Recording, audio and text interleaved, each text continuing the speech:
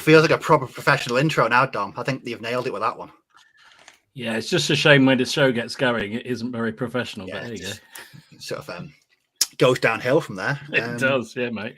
Welcome everybody to Monday Night and Series 3, Episode 34 of the Plastic Crack Podcast. We're temporarily a man down. He is on his way, isn't he? Dom, you just say he is on his way. That's what he threatened. Yes. So he has threatened us. With his presence tonight. But he's on the way. After when was the last time he was here? Was it like April or something? I think it must have been. Maybe it was June, was it? It's going to be. He was here, Will we recognise him when he arrives? 3 weeks ago. Yeah, it was 3 weeks ago. Excuse me. Anyway, welcome everybody to the Plastic Crap Podcast. Big thank you to everyone that's watching on the catch-up. We do appreciate all you guys that watch it on the catch-up. And don't forget to like the video or the stream and subscribe to all our channels if you think we're worthy of a subscription. That's the worst. And the Facebook group. Yes, cheers, Martin. Don't forget you're on the Facebook group. We're nearly at 750 members. We are. It's, 50 we had to. So I think the other day someone must have invited all their friends because we had like 15 requests really fast, and I think I don't know if it was me, but they got approved very quickly. I don't know if they answered or not. But I'm going to have a words with you lot about the questions. The questions. I think we should. I think we should redo the questions, which is something like couscous is A food or B a basic material.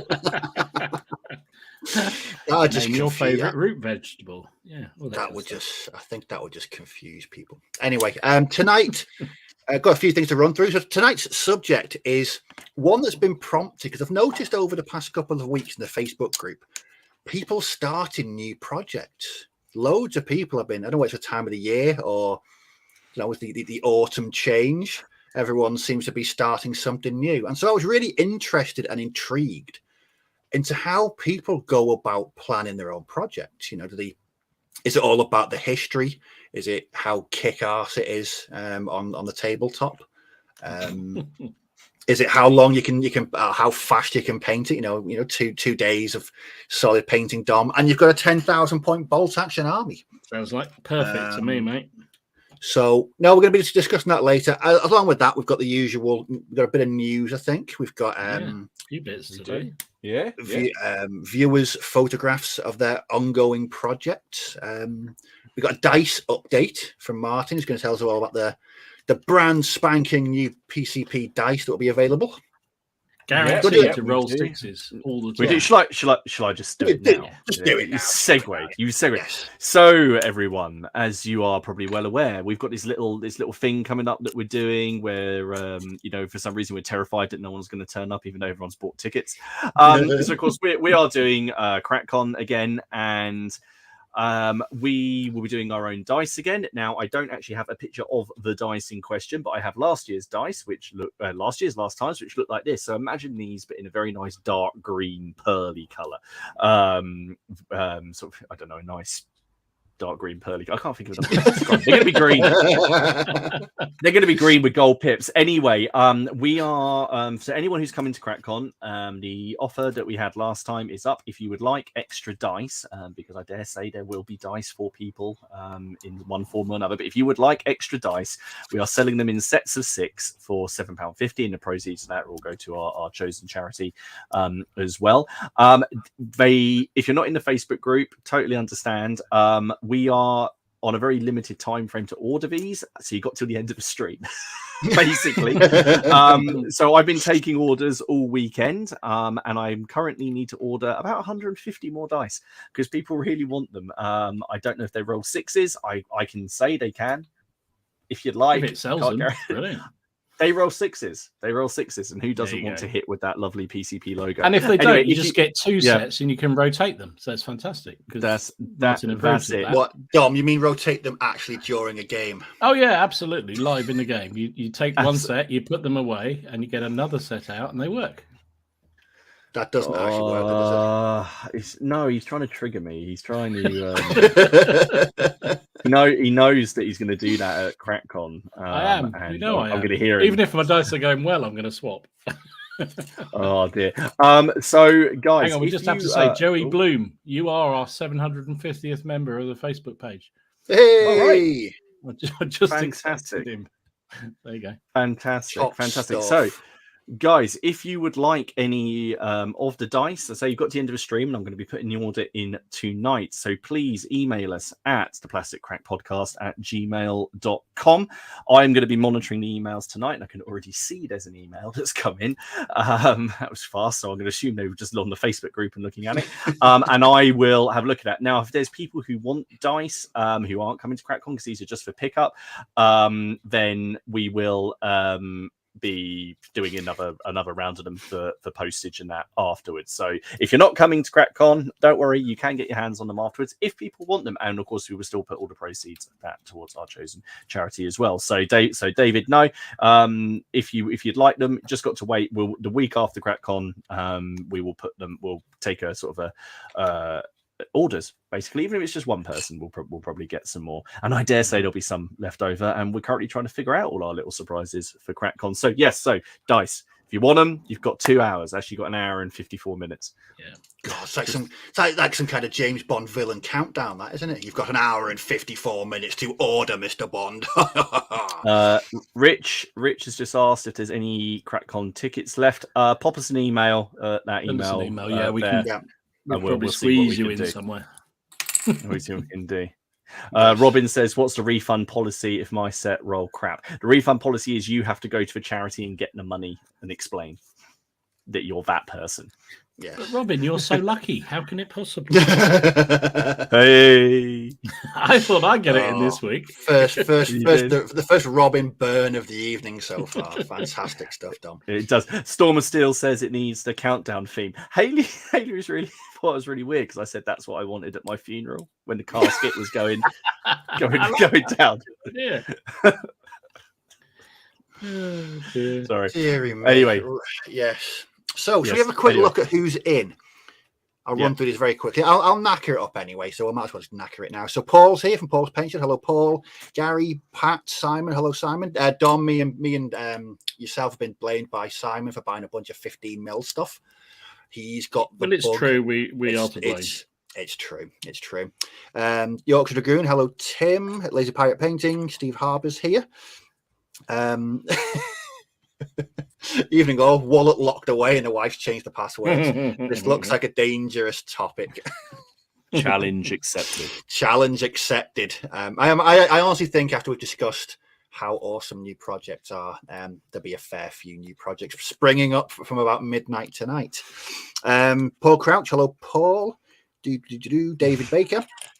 Everyone's putting up what song they're having at their funeral. Hell My awaits by father-in-law Slayer. had always say The Bright Side of Life by Monty Python, which actually got the entire church just going brilliantly on crematorium. It's fantastic. Perfect. Bit of humour. Yeah, can't go wrong with that, really. Who else is here? So Philip Hyman's here. Hammond Jam, Crossing Obstacles Gaming, Rich John, Gunny Highway. PCPers. That sounds a bit better than Crackheads, doesn't it? That does. I like that. PCP. I like It just that. makes it sound Bit of respect. still drugs. see? Still drugs. Yeah. But look at this. Check this out. Greetings from Wow. Afghanistan. Whoa! Thank you very much. We can add a country. Thank you Another very much. country to the Thank map. I you. haven't Get updated that for ages. Thank you. Get it on the map. I'm Brilliant. going now. Who else we got here? Carl Burks, David Teakle. So, if you've got a new project, it's more. We're discussing about what steps you take, what's important, what you go for first. Is it shiny new miniatures and then build a list around that, or is it do you spend 6 weeks locked away in a library researching it to the infinite degree before buying any throwing figures? it all away and doing something else. Yeah. Before deciding that Connect 4 might be the best way forward for you. Louis Baby, hello Louis, friends of General Haig, hi Andy, Grana Priego, Anthony, Bigger City, Don is here. Don is working on some 0200 models tonight. Good man, good man. Seems to be a very, very popular choice at the moment. That is definitely blame Martin. That one. That's definitely blame Martin. What are you on about? I don't know what you're on about. I've got something for the show and tell. So Jonas is pausing his latest Winter Germans project to watch this. We all admire the dedication there, Jonas. Well done. Yep, thank you. Leslie's here. He's busy building and painting Wars of the Roses Lancastrians. Is that for Good CrackCon? man. Good It man. certainly sounds that way. Simon, Miller's Miniatures. Happy birthday, Miller. Oh, It yes. was his birthday, wasn't it? Yeah. It was, and I don't. Well, I assume you could. I don't think it's some kind of secret. He, the big Viking, got taken axe throwing. That is Big. brilliant. So they actually weaponized him. Is that just so at next CrackCon, if Ken tries to touch his burger, he can he throw just an axe, throw a fork at him with precision or something? Yeah. Oh, that's just reminded me. There's going to be a post going up in the Facebook group for people attending CrackCon. I know not everyone's attending CrackCon, but if I don't say it here, I'll forget. About organising a trip to the curry house, the all-you-can-eat curry house on the Saturday evening, so that we don't overload the Travel Lodge kitchen for the third time. Yes. So we'll sort it out. I believe Haley's going to be sorting that out. So keep your eyes peeled for that. I think she just wants a rough idea of numbers, and then I'll book it. It's we've eaten there 3 times. No, twice. Awesome. Twice. And my face nearly fell off last time. It was so I took the wrong food. It was so hot. The wrong meatball. That meatball was a meatball of doom. It really was. That was that looked terrible. I think I'll stick with the butter chicken. I know where I am with that. Who else is there? Duke Wellington. Good day from Australia again, chaps. Mobile Hostile. Matt Wright. John Sowerby. Storm of Steel. Hello, Alex. Alex, I won't be repeating the suggestion you made on Twitter before for the sake of my channel. I won't be repeating that. It's okay to put it on somewhere like Twitter, but not on here. Old School FRP. Jack Todd. Who have we got? Marky Sparky, Rich M. I'm losing it all again here. Gary, Mark. I think Mark was the first person to leave a comment. Jeremy Brooks from a wet Ontario, Canada. Welcome. Avocado, is it just posh mushy peas? That sounds familiar, doesn't it, chaps? Yeah, that might be a question somebody else asks. So we've got the epic Joey. Oh, sprained ankle and a bunch of Prussians to assemble. Perfect time to watch the PCP. Well, I hope the ankle gets a bit better soon, Joey, and you're painting Napoleonic, so you've got my sympathies there, because it's not something I'd be doing. Shakos and Sprues. Hello, James. Pete, what's that? Pete playing with lead. Brian.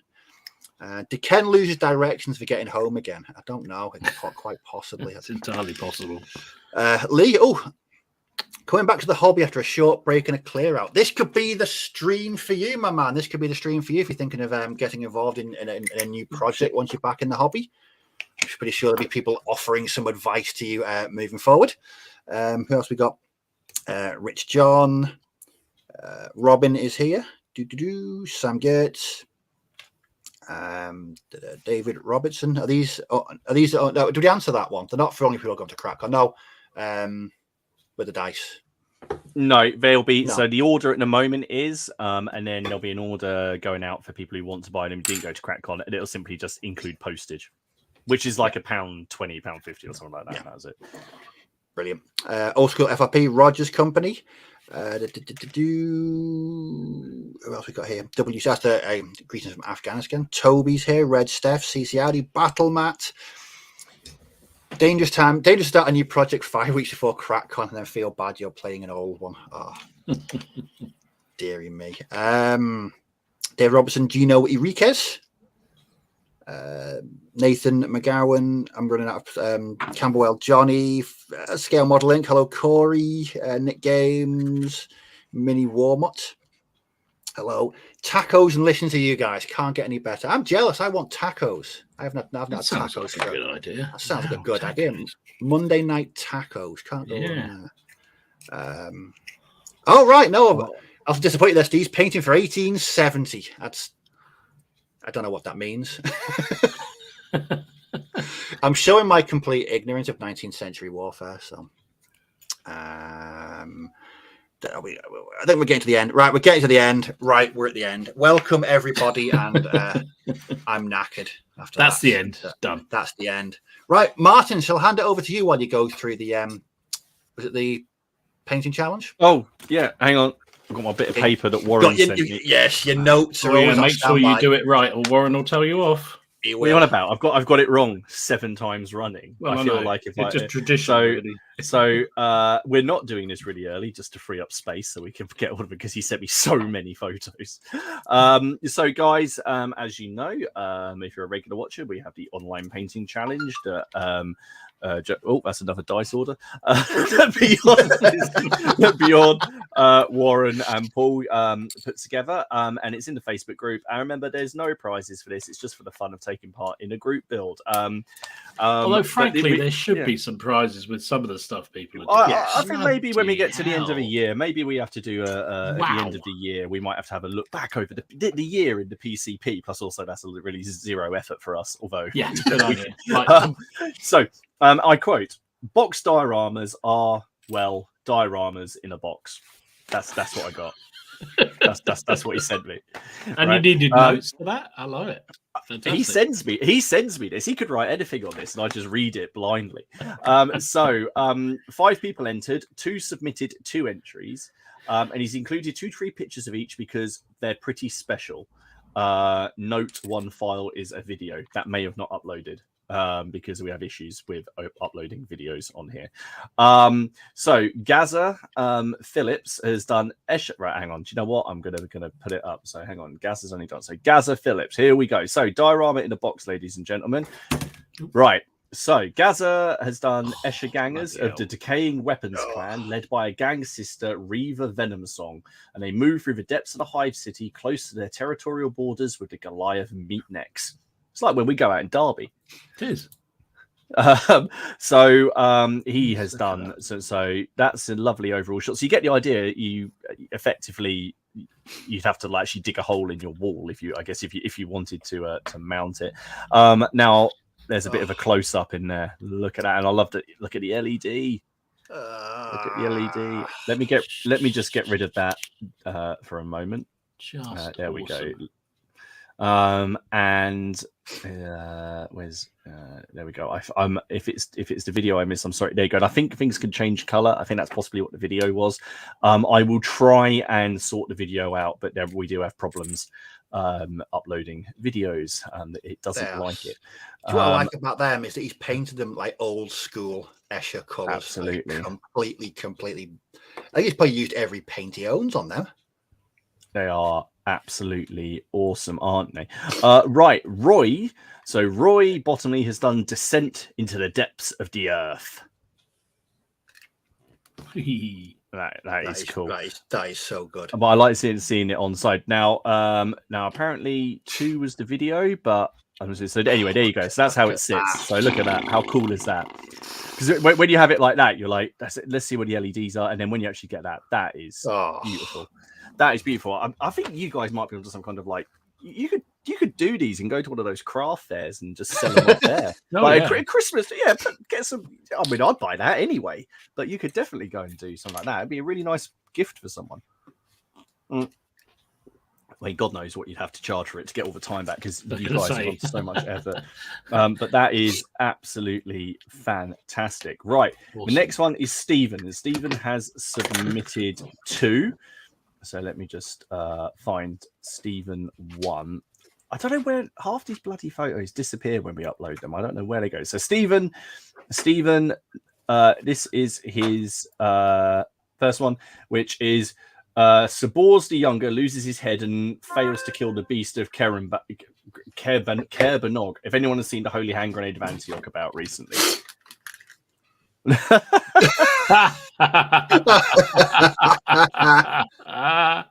I like it.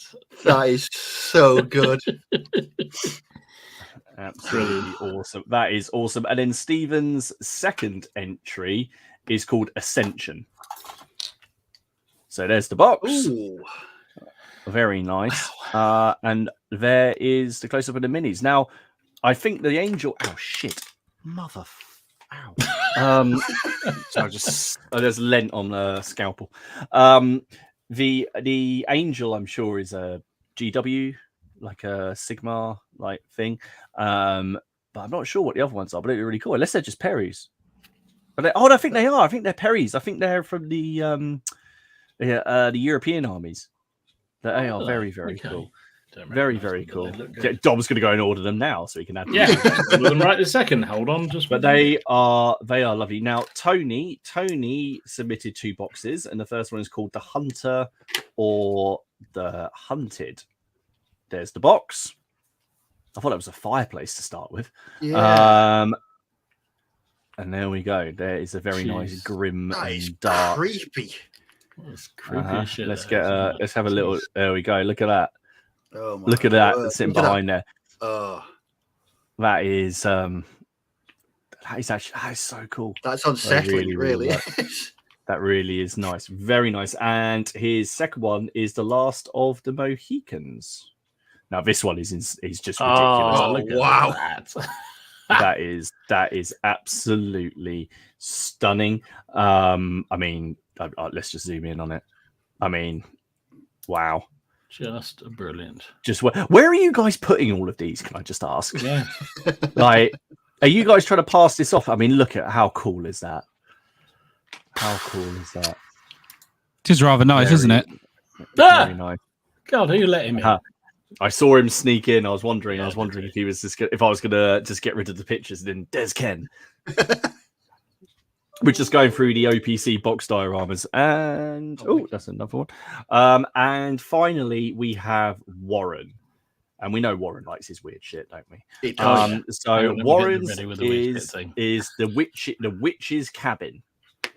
No, I mean, look at that. Just oh my look at That's very that. cool, isn't it? Warren, what the Where's hell? he mounted this? What wall is that on? Who's letting you put these things up? Like, and can they have a word? I mean, I know I get away with quite a lot, but I'd really like to put all my. I mean, let's have a look. I mean, chaps, look at that. Look at the detail. There's so many small details in that. Every time I've looked at this, I keep seeing something new, something different. That is amazing. Absolutely phenomenal. I was going to do a weird shit thing on that, but actually, it's so good. I'm not even going to do that. Look at that. It's just unbelievable. I mean, it is weird shit, clearly. I mean, it's absolutely fantastic. I've not managed to keep up with all of the comments because there's been 45 comments since we did that. Oh no. Well, you still got to get it done. Still get it done. Still get it done. We'll still do it. Just put it up, and we'll still put it up. We'll still put it up. If I can get that video to upload, then I'll put it up. But guys, I mean, that's probably been my favorite one.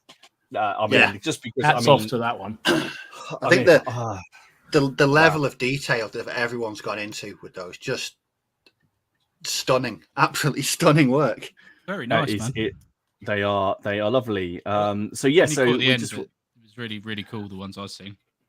They are. I mean, I can't even pick a favorite because I love one. I really like Tony's one of the creepy thing, like lunging out of the darkness. Again, it's like being out in Derby. If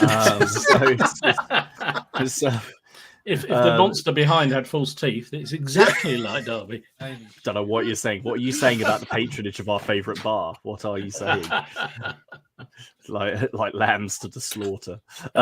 Saying you need a lot of alcohol. Anyway, guys, thank you very much for keeping with us through that. And I'll let you guys carry over because I can see that we've had about 3 emails. So I need. What's the next one they're doing?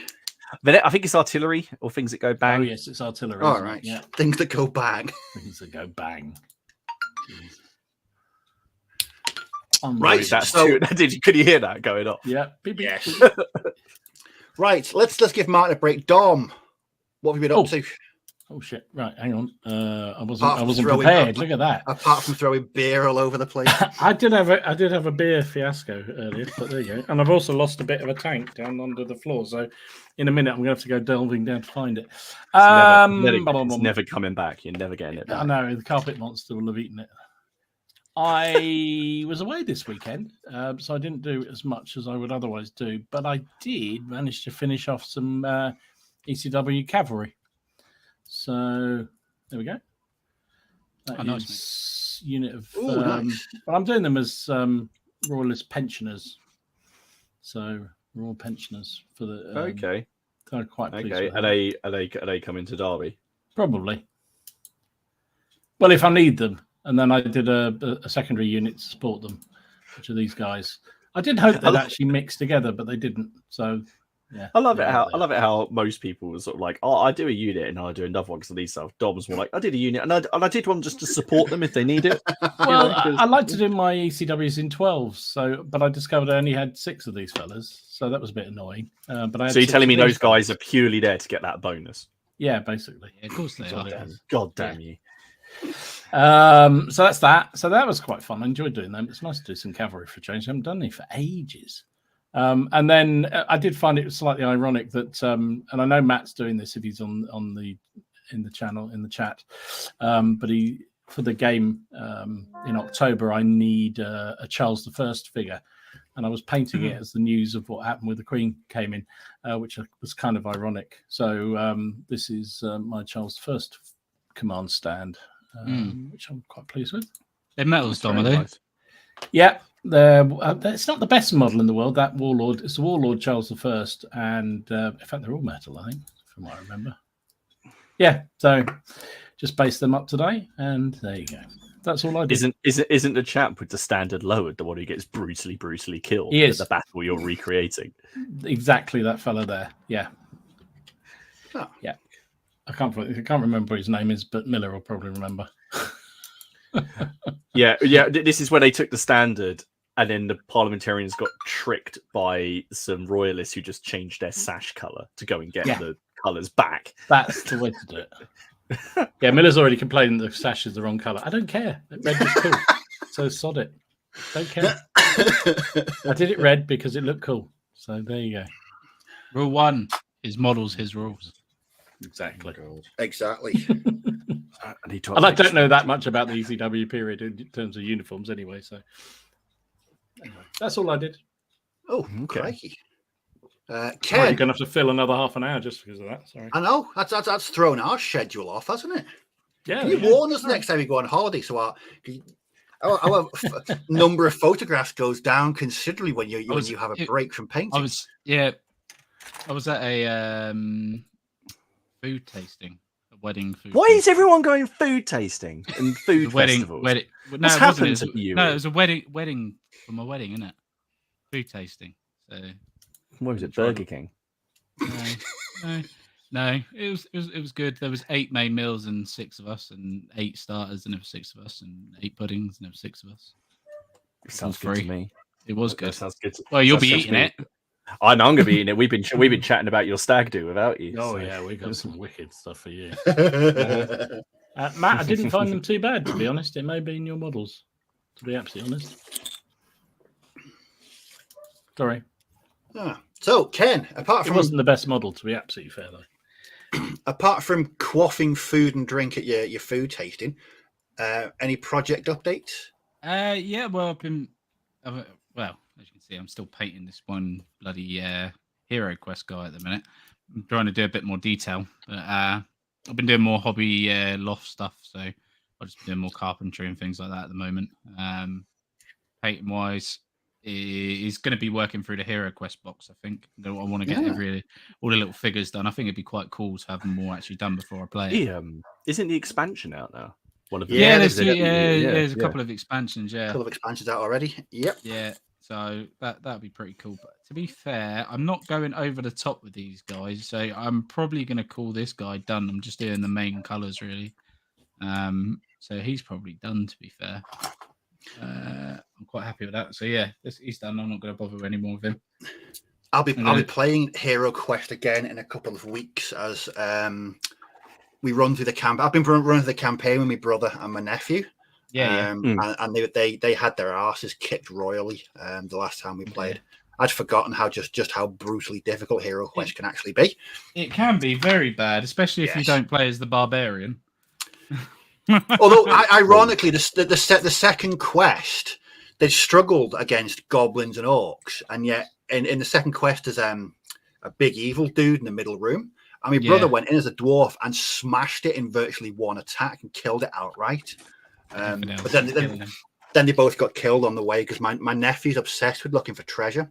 So rather than just making their way out, he's constantly going into rooms they shouldn't go into or treasure chests because he's just obsessed with treasure. And my brother was like, "Can you stop getting us killed because you're obsessed?"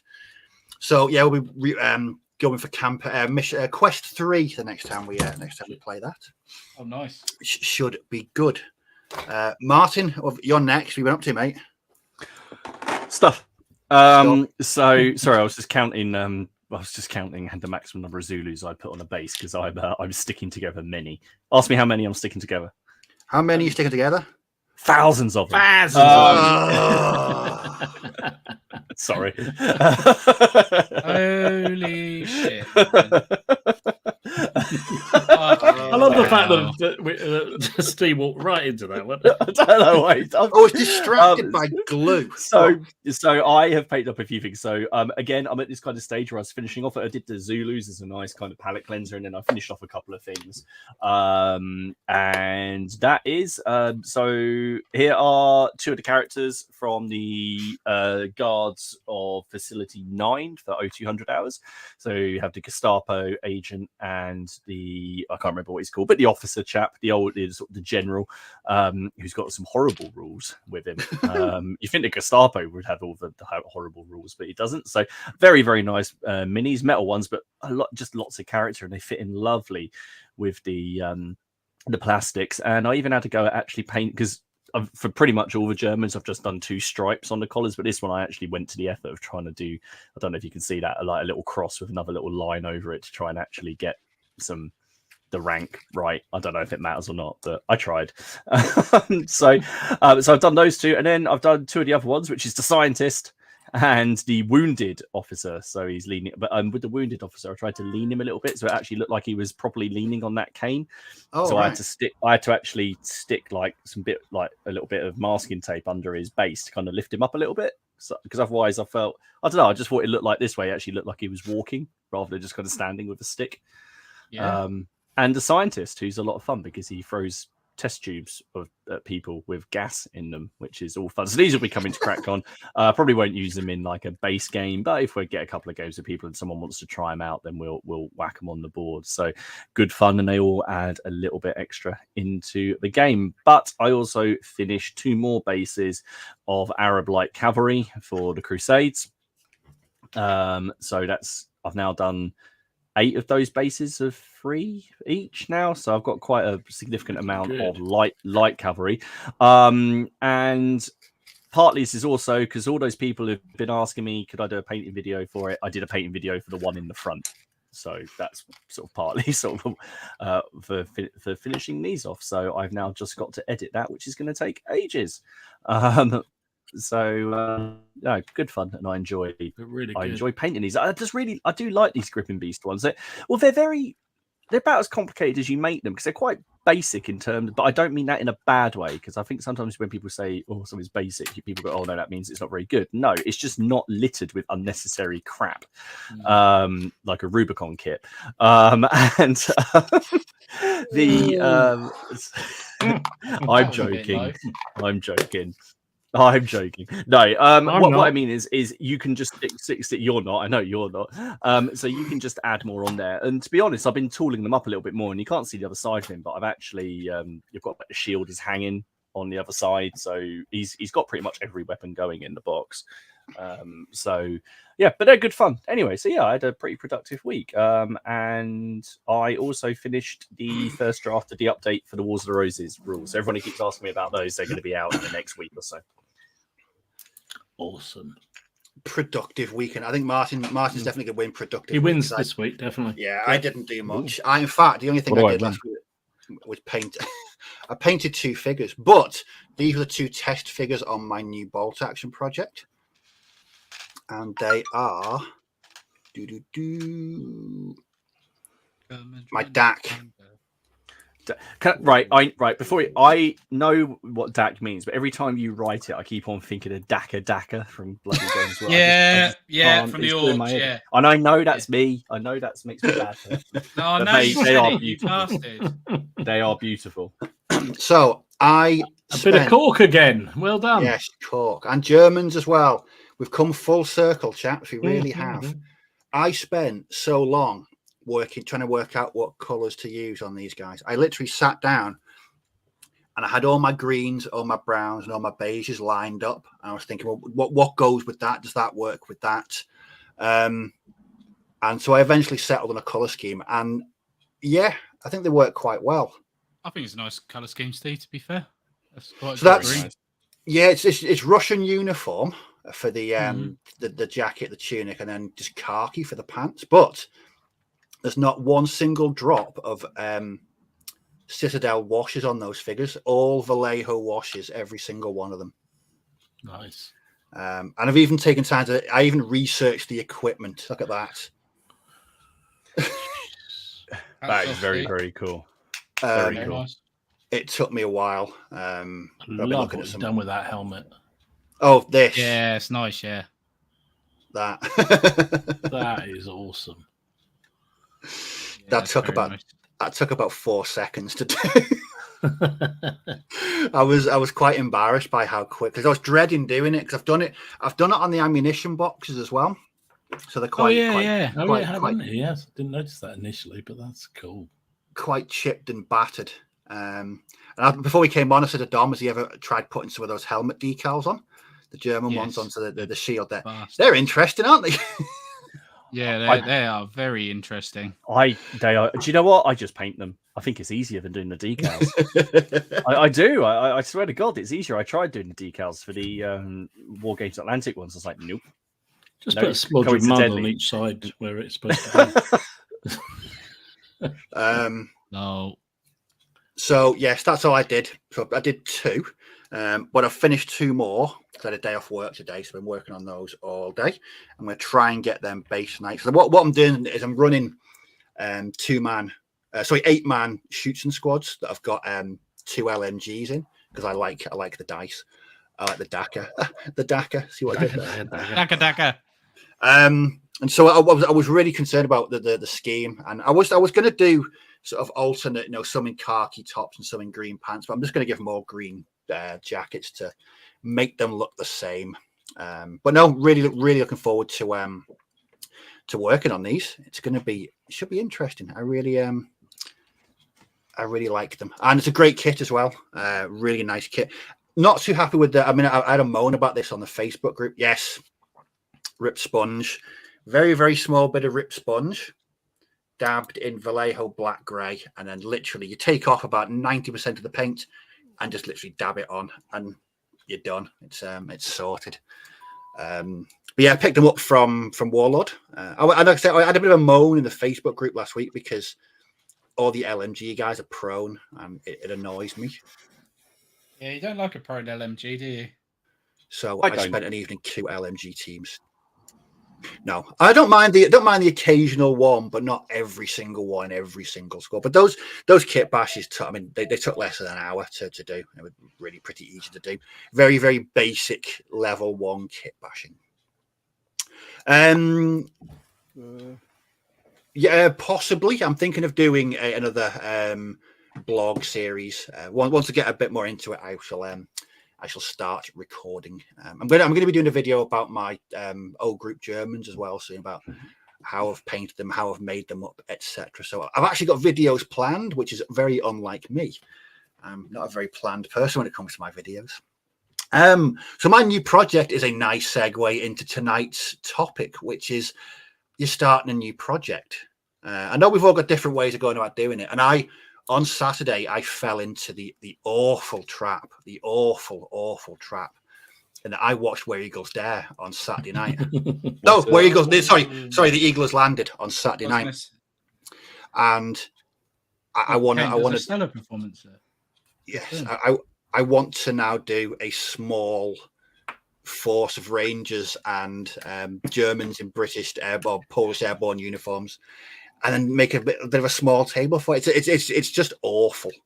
Where something like that, where it just sets you off. Anyway, so that was more of my prattling.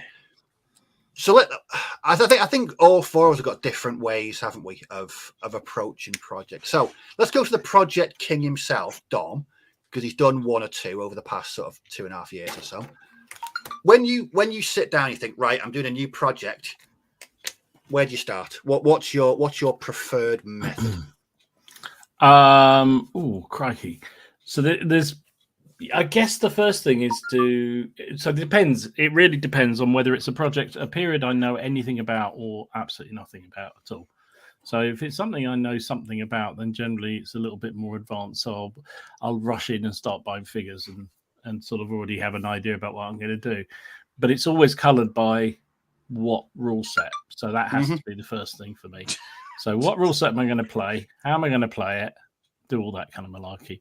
If I don't know much about the period, however, then I will spend a bit of time just reading up on it. And generally, those sort of projects are the ones that are just like if I go to a castle or I go to a museum and there's something I think, oh, that looks really, or I see a film or read a book or whatever it may be. They're the ones that sort of get me, and I go, yeah, that sounds really cool. So then I'll do some actual digging around and bit of Googleizing, but then also getting some proper books out if I really get into it in a big way. So yeah, that'd be the main ways. Yeah. Do you ever think of the miniature range or the miniature manufacturer that you're going to be using? Is that always sort of close? I mean, that will curtail a project very quickly for sure. Yeah. I mean, I've been.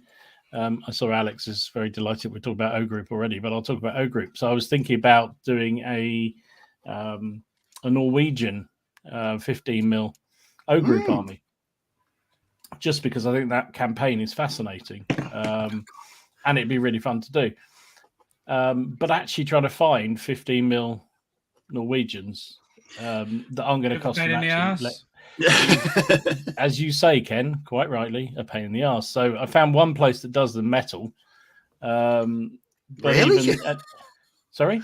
Really? I thought it'd really struggled to find even one. No, I did. I found one place and they look really good. But they, by the time you sort of work out, I need 100 and something of figures plus support options and blah, blah, blah. They start adding up, and I thought, we'll wait. Peter Pig do it? No, they don't do them. No, I thought they did everything. That's what I thought as well. I thought they would too, but if anybody knows who does 15mm Norwegians at a reasonable price, then World War II, then let me know. So yeah, that can curtail it, because now, I mean, it doesn't mean I won't stop doing it, and I may just buy a few units here and there and get going on it. But yeah, it just has to be.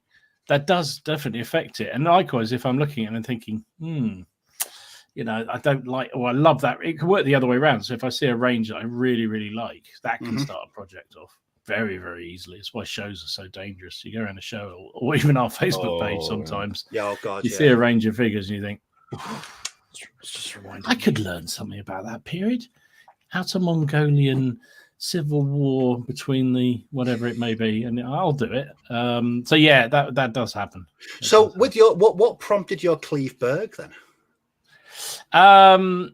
Because I've always had loved the Cleveberg Lancers, that pink and white uniform they have, yes, pink and green or whatever it may, whichever period you're looking at.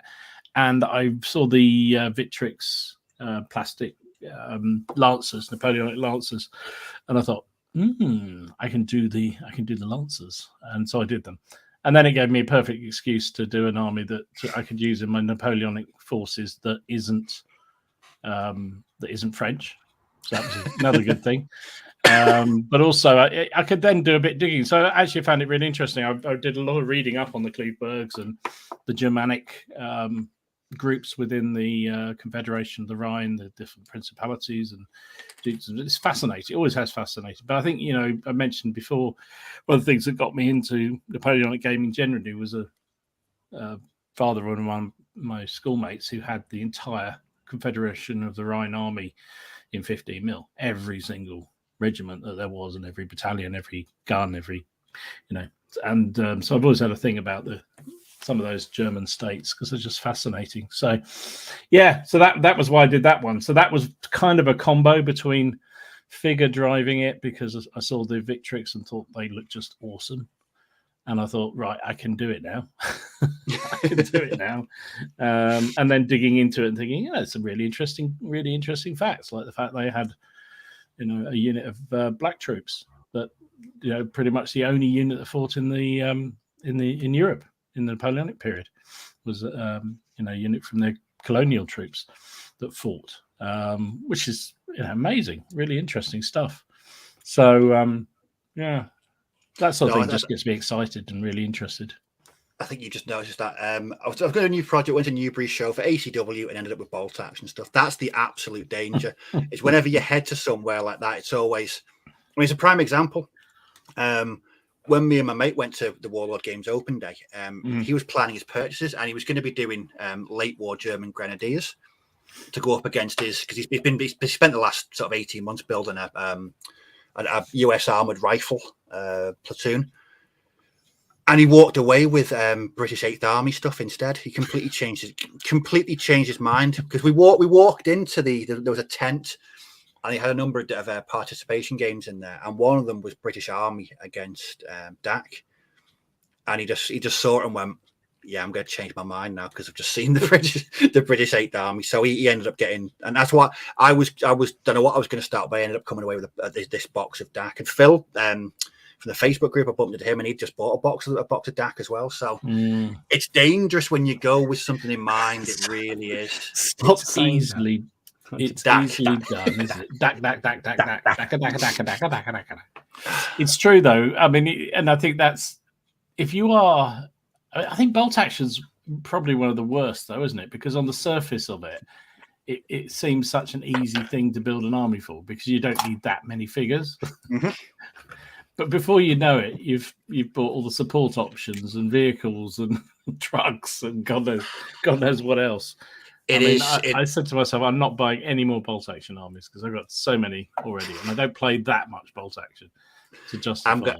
Dom, I'm going to press X to doubt there. I don't think it's entirely possible, mate. But at the moment, I'm fine. I've actually got enough sitting down there. I've got an American force that I need to do at some point. And I think there's a British 8th Army there as well because I can take on your daggers. Well, I'm doing one of my not weirdo lists, but more tank heavy. I'm doing a heavy Panzer division. So I'm going to be festooned with Panzer IVs because, well, who doesn't like Panzer IVs? They're quite a sexy looking tank, really, aren't they? You just want to muck around with their shirts and stuff, you know. It's a desert, can't have them. Oh no, you can't, can you? And damn history, yes, honestly. Sorry. Yes, I am. Sorry, Steve. Yes, I am. Yes, I am. So, Ken, how do you go about it? Because you've done a proper mix of Napoleonic bolt action. What's your preferred way of approaching? Watching films and getting ideas and listening to Martin and fucking Dom bang on about new projects. Don't blame me. Yeah, I don't blame both of you. I didn't do anything. Shut up! Didn't do anything. I know. Come and do some Napoleonics. Oh, they got powder. Yeah. Okay, and then Hell Caesar pops in. Wars of the Roses. Let's just mention that. I'm sure I'm not the only one. But yeah, no. For me, it's films. Really, I like a lot of films. I get inspiration from movies and things like that. It makes me think, oh yeah, that's good. And same with audiobooks. Like Lord of the Rings stuff I get from the films and the books. Martin, I've got to blame you for the Wars of the Roses stuff. I don't think there's anyone else that anyone can blame for Wars of the Roses. Yeah, and then again, I just like the period itself, but I like watching movies and stuff and documentaries. So when you say you see a film or a TV series, for example, what is it that grabs you? Is it the history, the period, the uniform? Yeah, the history. It's the history side of things, and whatever sound is the rule of cool, isn't it? Whatever sounds cool or whatever doesn't sound cool is what it turns into be. So, who keeps beeping? That one is me. No, that's not me. Mine is the ping, and then if I look like I'm engrossed, it's because I'm updating the spreadsheet and I can't update it quick enough. It's going a bit mad. No, that's cool. But yeah, for me, it's more that side of things. But it's definitely a visual thing that takes over. So like with like the likes of 40k and things like that, when I did armies for that, it's more the fact of what sounds cool in the books. So a good example of that is that 1944, Forced to Fight. Yes. When I think we did we all watch that at some point? Quite close. yes. We did, very close together. Yes. Yeah, That was the during next one of thing the lockdowns, wasn't it? Yeah. And Yes. the next thing you know, Dom had painted almost 2,000 points of them over the course of a weekend. I did do an army. Yes, I did. That was great fun. But that was Yeah, a and case in also- point because it's dead easy to do, isn't it? It was a bolt action course. It didn't, and it was they're all in white, so it was easy. Pretty quick, isn't it? The thing for me was the Denmark one. Oh, April 9th. Oh, that's that was it. another Yeah, one. again, it was every time I go to the shows now, I still look at those models and I think to myself, oh, they'd just be so easy to paint. And I think to myself, they're going to be a dirty secret one day. So can I give Carl a yellow card? I mean, you're not trying hard enough, mate. 5,000 figures. You're not trying hard enough. Of course, you could have a new project. 5,000. But no, I know what you mean. I watched April 9th again a couple of weeks back. It's a good film. It's an awesome film. Fantastic film. The level level the of good detail. thing about this is it. The good thing about them, Steve, is you can watch them more than once and you pick up on new things each time. You notice things that you didn't notice the first time. So it's like it is the July one, is the Forced to Fight one where that's the Estonian one, yeah. The Estonian one. The Estonian and when one, it's the Estonians, then they're the German uniform, and then the Russians attack, and they're Estonians as well. They're Estonians as well. Yeah, they're Estonians as well. It's when you notice, you realise they're Estonians, but when you've watched it once at battle scene and you watch it again and you actually look at the physical, like if you look at the facial emotions of the guys when they realise that they're both Estonian, you can see the actual, like, what the hell are we doing? Yeah. Sort of thing coming out. You can actually feel it, if that makes sense. And I like that sort of thing. And it's like at the minute, I'm very, very scared. Yeah, John's just mentioned it. Oh, yeah. On the Western Front on Netflix. I am extremely scared because I love both of the first two films. They're awesome. I like the second one more. The one with John Boy. Yeah. Yes, that's the one we used to, when I was in school, we used to watch that. I've watched that. I've watched that. God knows how many times. I love it. I think it's just absolutely. I love it. I just really, really love it. And the trailer for the new one on Netflix, I am very scared. I've actually binned off Netflix. I realised that I was paying to not watch anything on there, so I won't be watching it. Which is probably just as well, because I might end up just buying a bunch of War Games Atlantic German stuff. Well, you could get a 30-day free trial. Yeah, they've been since I cancelled. I'm getting like emails every couple of days. Oh, give us another try. Oh, we've just added 40,000 new films. Please come back. No, that's the best way to do it. Is watch it for 6 months, watch everything you want, then bin it, and then take on board the 3 trials they send round again in another 6 months. I might do that. I worked out the only thing I really watched in there was Rick and Morty, and I think that was about. Oh, dude, I've watched all the Rick and Mortys. It's so funny. It's so funny. It's probably one of my favorite cartoons next to King of the Hill. That is. No, absolutely love that. It's Here's one. Yeah, Dom seems a bit nonplussed. Oh, dude. Fucking Rick and Morty. Wow, it's all I can say. It's just like, it is one of the best things ever made. Pickle Rick. Pickle Rick. It's an interesting point from Nick. All the time you spend on Netflix is lost time at the hobby table. That's not. You can have it on in the background. Yeah, I can't do that. If I've seen it once, then I definitely can. I can have I could have an audio book on, but I can't have a TV show or a series. I have it on. Yeah, I do, definitely. It would, I don't know, annoy me. Martin, do you have a different approach? What are we talking about? Rick and Morty. I love Rick and Morty. No, I love Rick and Morty. And I'm a huge fan of Community as well. Pretty much anything that Dan Harmon does, I like. Yes. So for projects, so I have to. So a little bit like we've already said, it will happen is I'll find out about something. I'll probably go and read about it, and then the next thing I'll be looking for models. But what I tend to do quite early on is paint some models for it, because I hate And then this is the mistake I made with my Carthaginian stuff. Getting the models, then getting all the research, doing all the research, and you paint the models and then realize I didn't enjoy that. What a waste of time. So before I go too far down the rabbit hole, I was like, I'm going to paint some Zulus. Now, I'm really interested in the Zulu. Just because I'm really interested in something doesn't necessarily mean I'm going to game it, because if it's horrendous to paint, then I'm not going to do it. I'd rather someone else painted it and I play with it. Yeah, I'll just buy it. I'll just buy and paint it, though. Yeah, but sometimes you can't. There are some conflicts that people just don't do stuff for. For example, I was looking for anyone who was selling Saracens. They don't. There's nobody. No, people don't have them. No, I've looked for it, but not in these. And also, I'm not paying like 200 quid for like a saga sized army, because that's like one unit. So so I'd rather get something and paint it and make sure, I can actually sit down and I can do 400 of these guys, because I want to play large games. If it's a skirmish game, it doesn't bother me so much. I can put up with despising painting a few things for a skirmish game. That doesn't really bother me. So that's a big thing. So that's why I painted up the Zulus. Now, I wasn't a big fan of painting redcoats from Napoleonics, but for some reason I persevered with them. I don't know if I would do that again in the way that I paint now. Yeah, I know. Now I'd probably go a different route for it, but again, I'm going to be trying to do it for the Anglo-Zulu War, so I'm going to come about it a bit of a different way. So we'll see. But yeah, that's the main thing. Because ultimately the hobbies for miniature wargaming, it's not just history and research.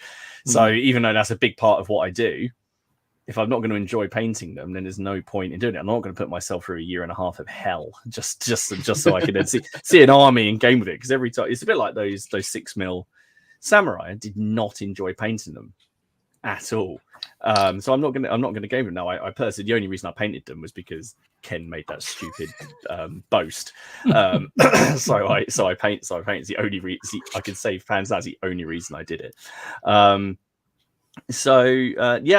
they do. They got some. But if I need to get. But if they don't, I'll just finish painting like loads of light cavalry. And I will be getting some heavies. And Sean sent me some Ghulams that I've got to paint up as well, actually. So yeah, that'd be the first port of call. No, I've done all my Napoleonic cavalry. I don't have any. You gave them away, didn't you? Yeah. Yeah. And then but screw you. I went and bought the Mamluks. And they're one of the most ostentatious uniforms. None of you have done that. Yeah, it's true. He did a lovely job with them. The word probably, if the Steve doesn't like a normal drummer, how about a drummer on a camel with about 16 different coloured bands around the drum, and the most ridiculous headgear you've ever seen. So, Martin, a question for you: If you, sorry, Steve, taking over your question. No, it intrigued me because if money wasn't an object, would you get somebody else to paint you an army that you're really, really interested in that you wouldn't want to paint yourself? Yeah. Right. If it's for an army, I mean, I enjoy the hobbying and painting, so I would like to enjoy that because I enjoy making my own stuff. But if it was, I don't know. I'm trying to think of something. Help. Something's going to consume you a lot of time. So if you're going to do a Landsknecht. Landsknecht. Yeah, Landsknecht. Or for example, ACW. That'd be a good example. ACW. I'd really like to game the ACW, but I think it's going to bore me rigid painting them.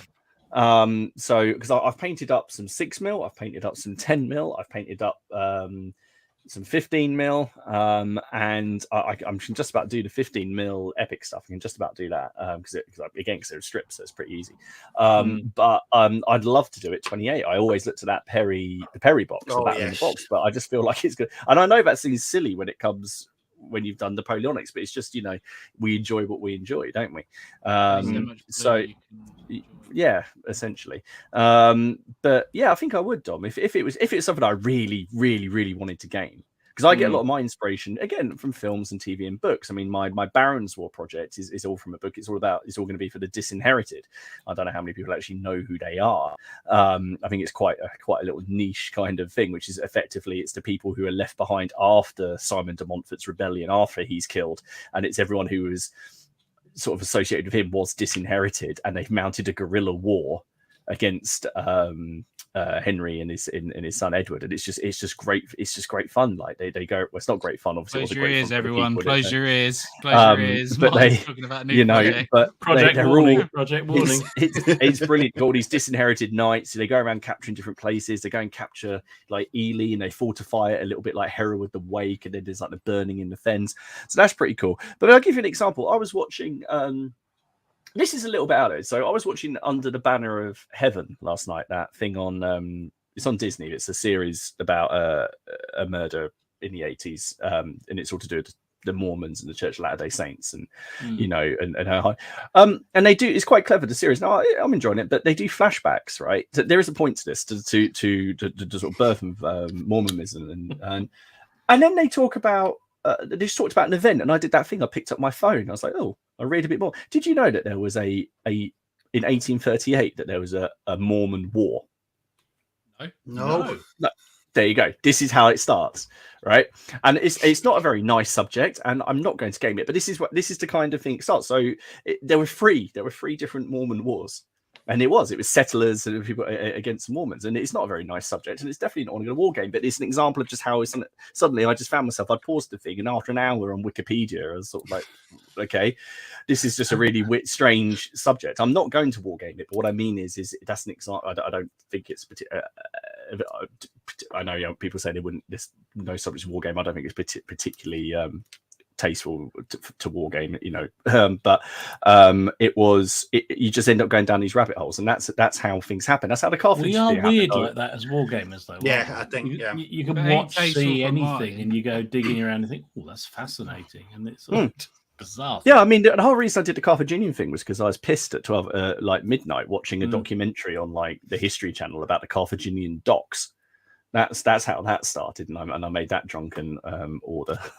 But another, I mean, obviously people can get you into projects. You know, if people buy me things and send me stuff, like when Miller sent me the ECW, that kickstarted it. Because the intention was always to do it, but that just gave me the kick up the arse to get it done because I felt the pressure of I now have to paint this up. So, but yeah, books do a lot as well. If you read a set of novels, that can certainly set you off, can't it? Especially the Roses ones, isn't it? No, yeah, they're good. What the Connie Goodwin ones? Yeah. No, they're good. James Wilkinson has put me onto another series actually that sounds really good, so I'm gonna have to go and read that. Yes, I saw that. I'm gonna I saw that. Oh no! There's another one on top of that. He sent me a message with another one, which is told from the point of view of an aging Margaret of Anjou as she looks back on things, which would just be.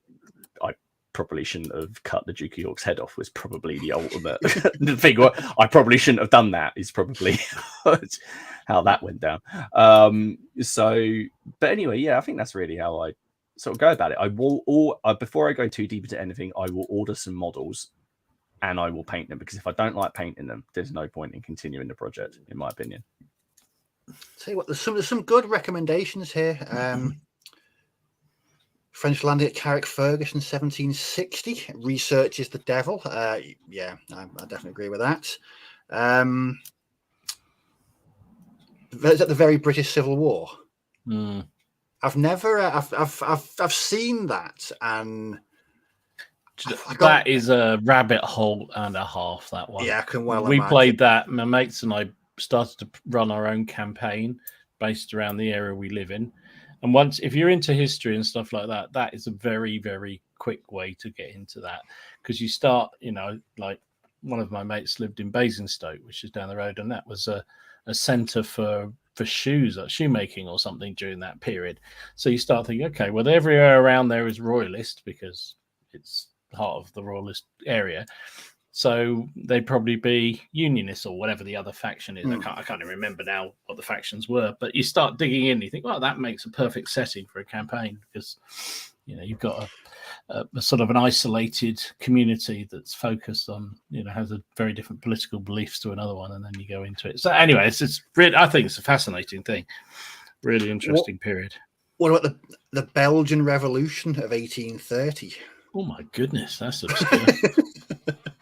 Epic Joey. I don't know anything about that. I'm sorry. Well, I think the big this problem time next week, he'll have an army ready.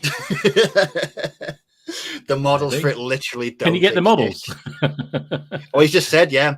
That I mean, there's got to be a point where someone wants to do a project and they literally cannot find a company that does figures.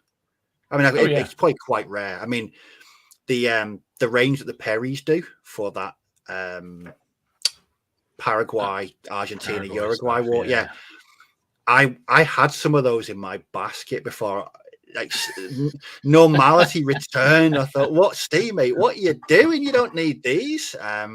Because I don't know, but I watched a short documentary about that on YouTube, and it was absolutely fascinating.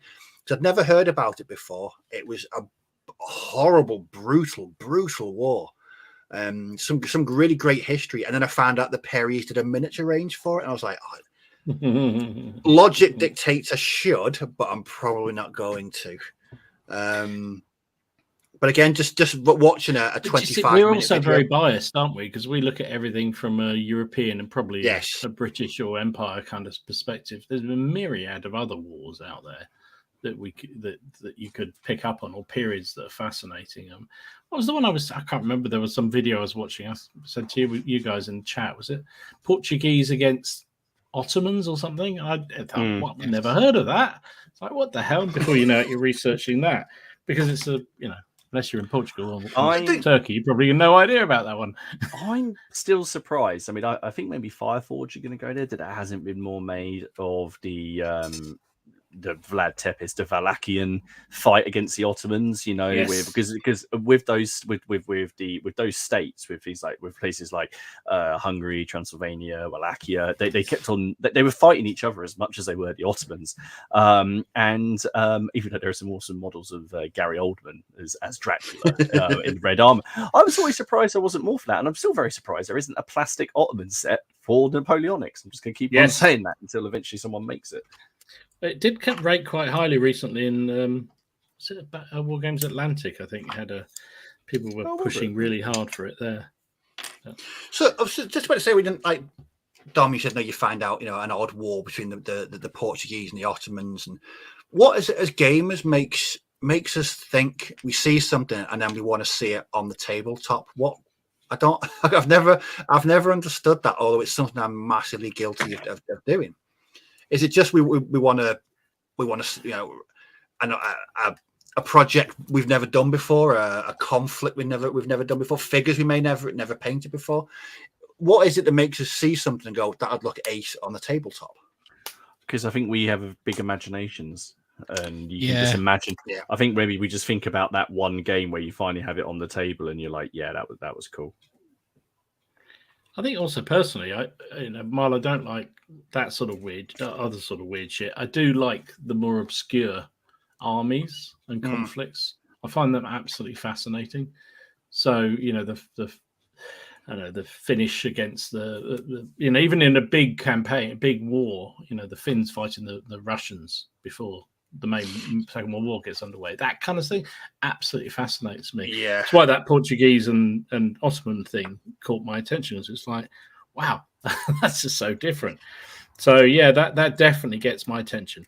But they are very hard to get. Well, I was going to say, remember I was watching The Unknown Soldier, and straight away I was texting you guys saying, I'm thinking of ways of kit bashing these Finns because I really want to do Finns after watching this.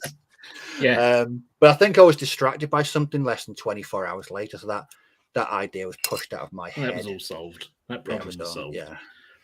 I don't know. It's weird, but that Finnish one, because loads of people have commented on my kit bashing videos, for suggestions, and the one that keeps coming up is, are you going to try and kit bash Finns? Now there's an excellent article on the Warlord Games website. I think it was Andy Singleton that did it, and he converted Finns using the Blitzkrieg German box. Bit of cutting, bit of filing, bit of green stuff, and they look really, really good.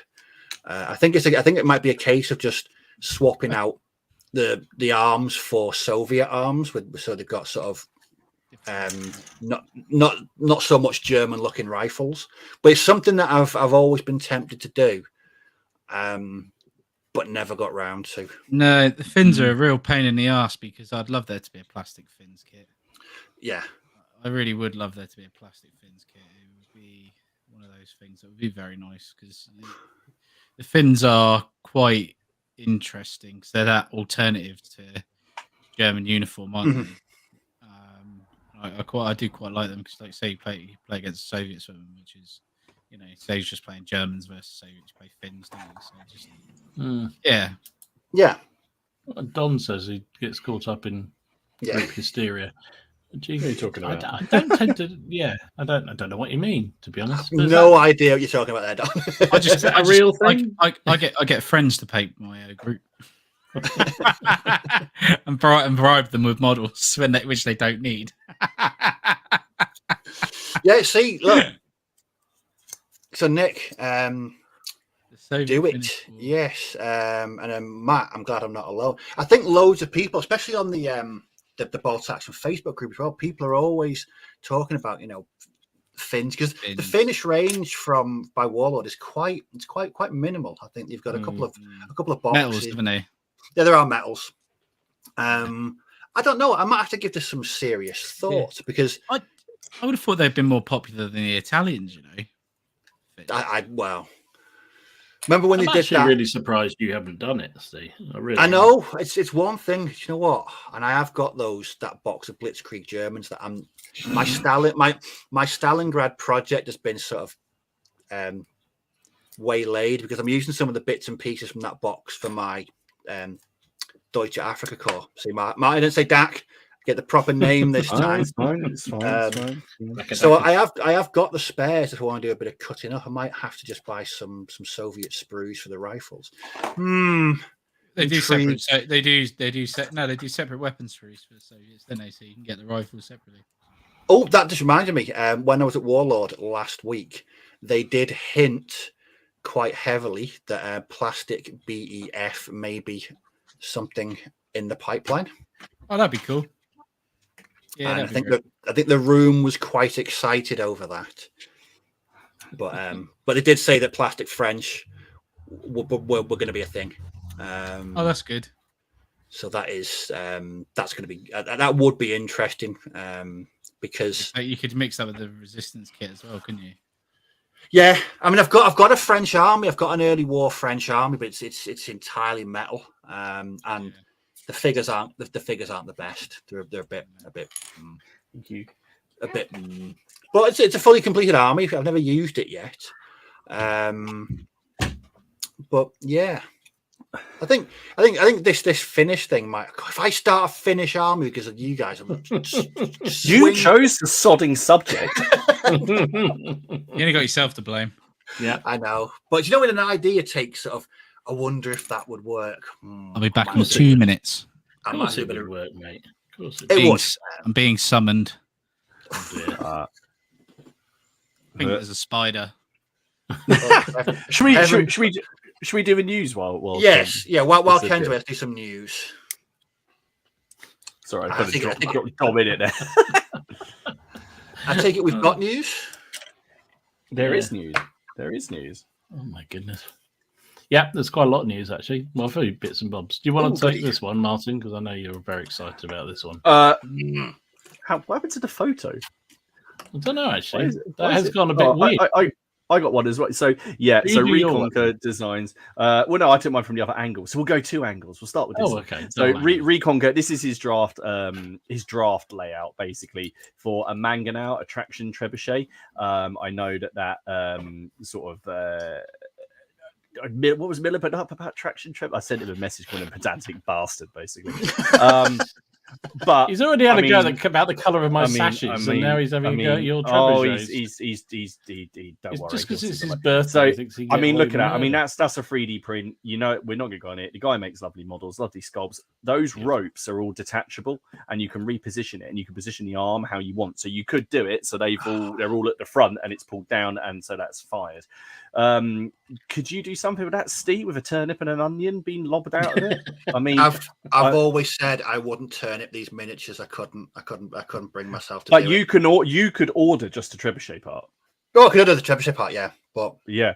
technically they're not. I mean, Technically, that's not a figure, so I could do it. I mean, he's absolutely fantastic, as you know. And also, I didn't know if you had this one, Dom. He's put up as sort of like a guy overseeing the crew. He's done this chap here because he's trying to put. He's got some. If you guys don't follow his Facebook page, I encourage you to do it because he posts up a lot about history and a lot about where he gets his inspiration from. It's not just models. So when he posts up like this guy, he also posts up the historical sources he's using for the helmet, which is fantastic. But he makes this guy either with the helmet, but if you don't want that, then it's one without the helmet as well. So the joys of digital sculpting. So yeah, anyway, yeah, lovely. As you say, genuinely, he is a font of information, particularly around, again, a slightly more unusual period.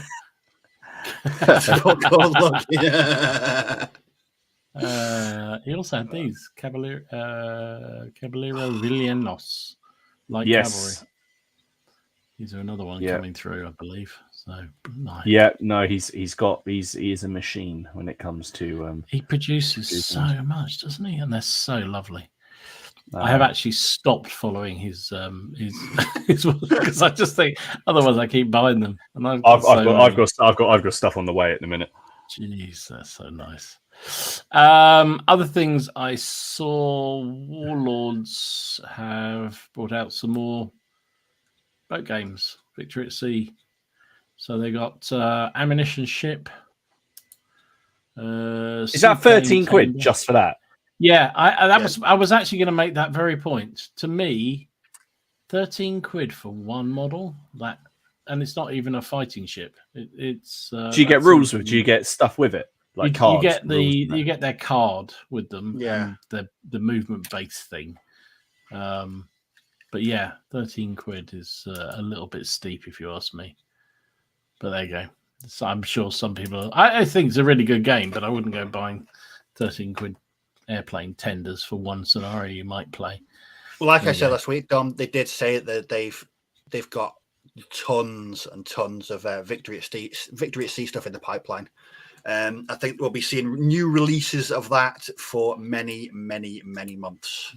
Awesome. Some of the other things they put up recently were, if you're into the Korean War, these new Chinese submachine gun squad. They're metal, I believe. I was shocked by this because me and my mate were talking about the Korean side of bolt action because very, very few places actually sell it. And I thought I thought that it just stopped. So I was very, very surprised to see these come out. Yeah, it's I've got a Korean army. Yeah, I remember you painted that, wasn't it, on one session, one like live stream? Yeah, I did. Yeah.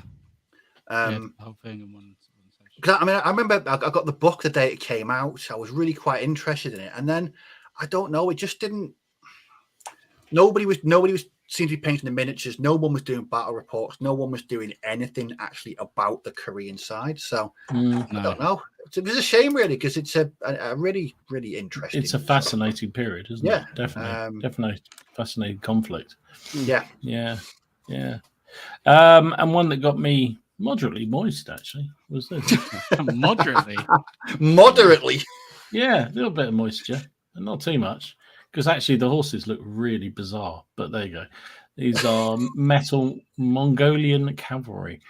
So they say that you can use the same ones for the bolt action armies, because I think one of the early period Russian armies have Mongolian cavalry in it, if I remember rightly, and also for the Korean conflict as well. So I think they're interesting. I'm not sure about the horses though, if I'm very honest. Yeah, they look a bit. Look at it donkey-wise, don't they? Yeah. Anyway, okay.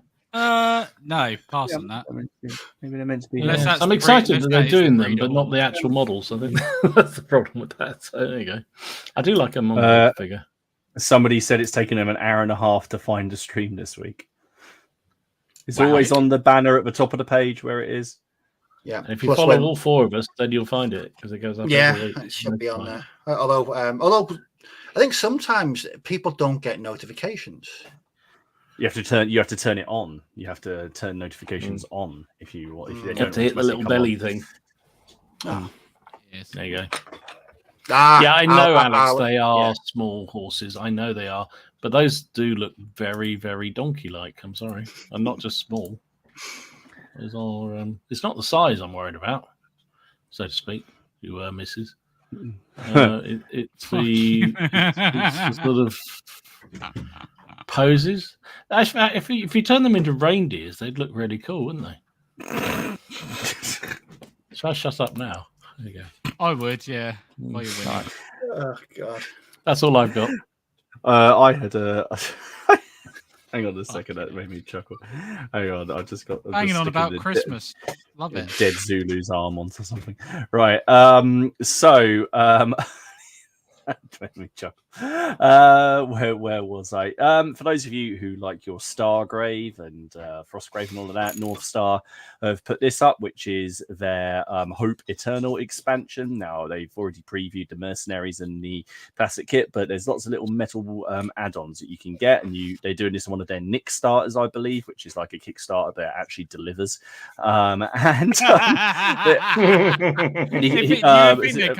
It's funny though, because you'd think they'd come up with a better name than Nick Starter, because it sounds like they're trying to nick your money.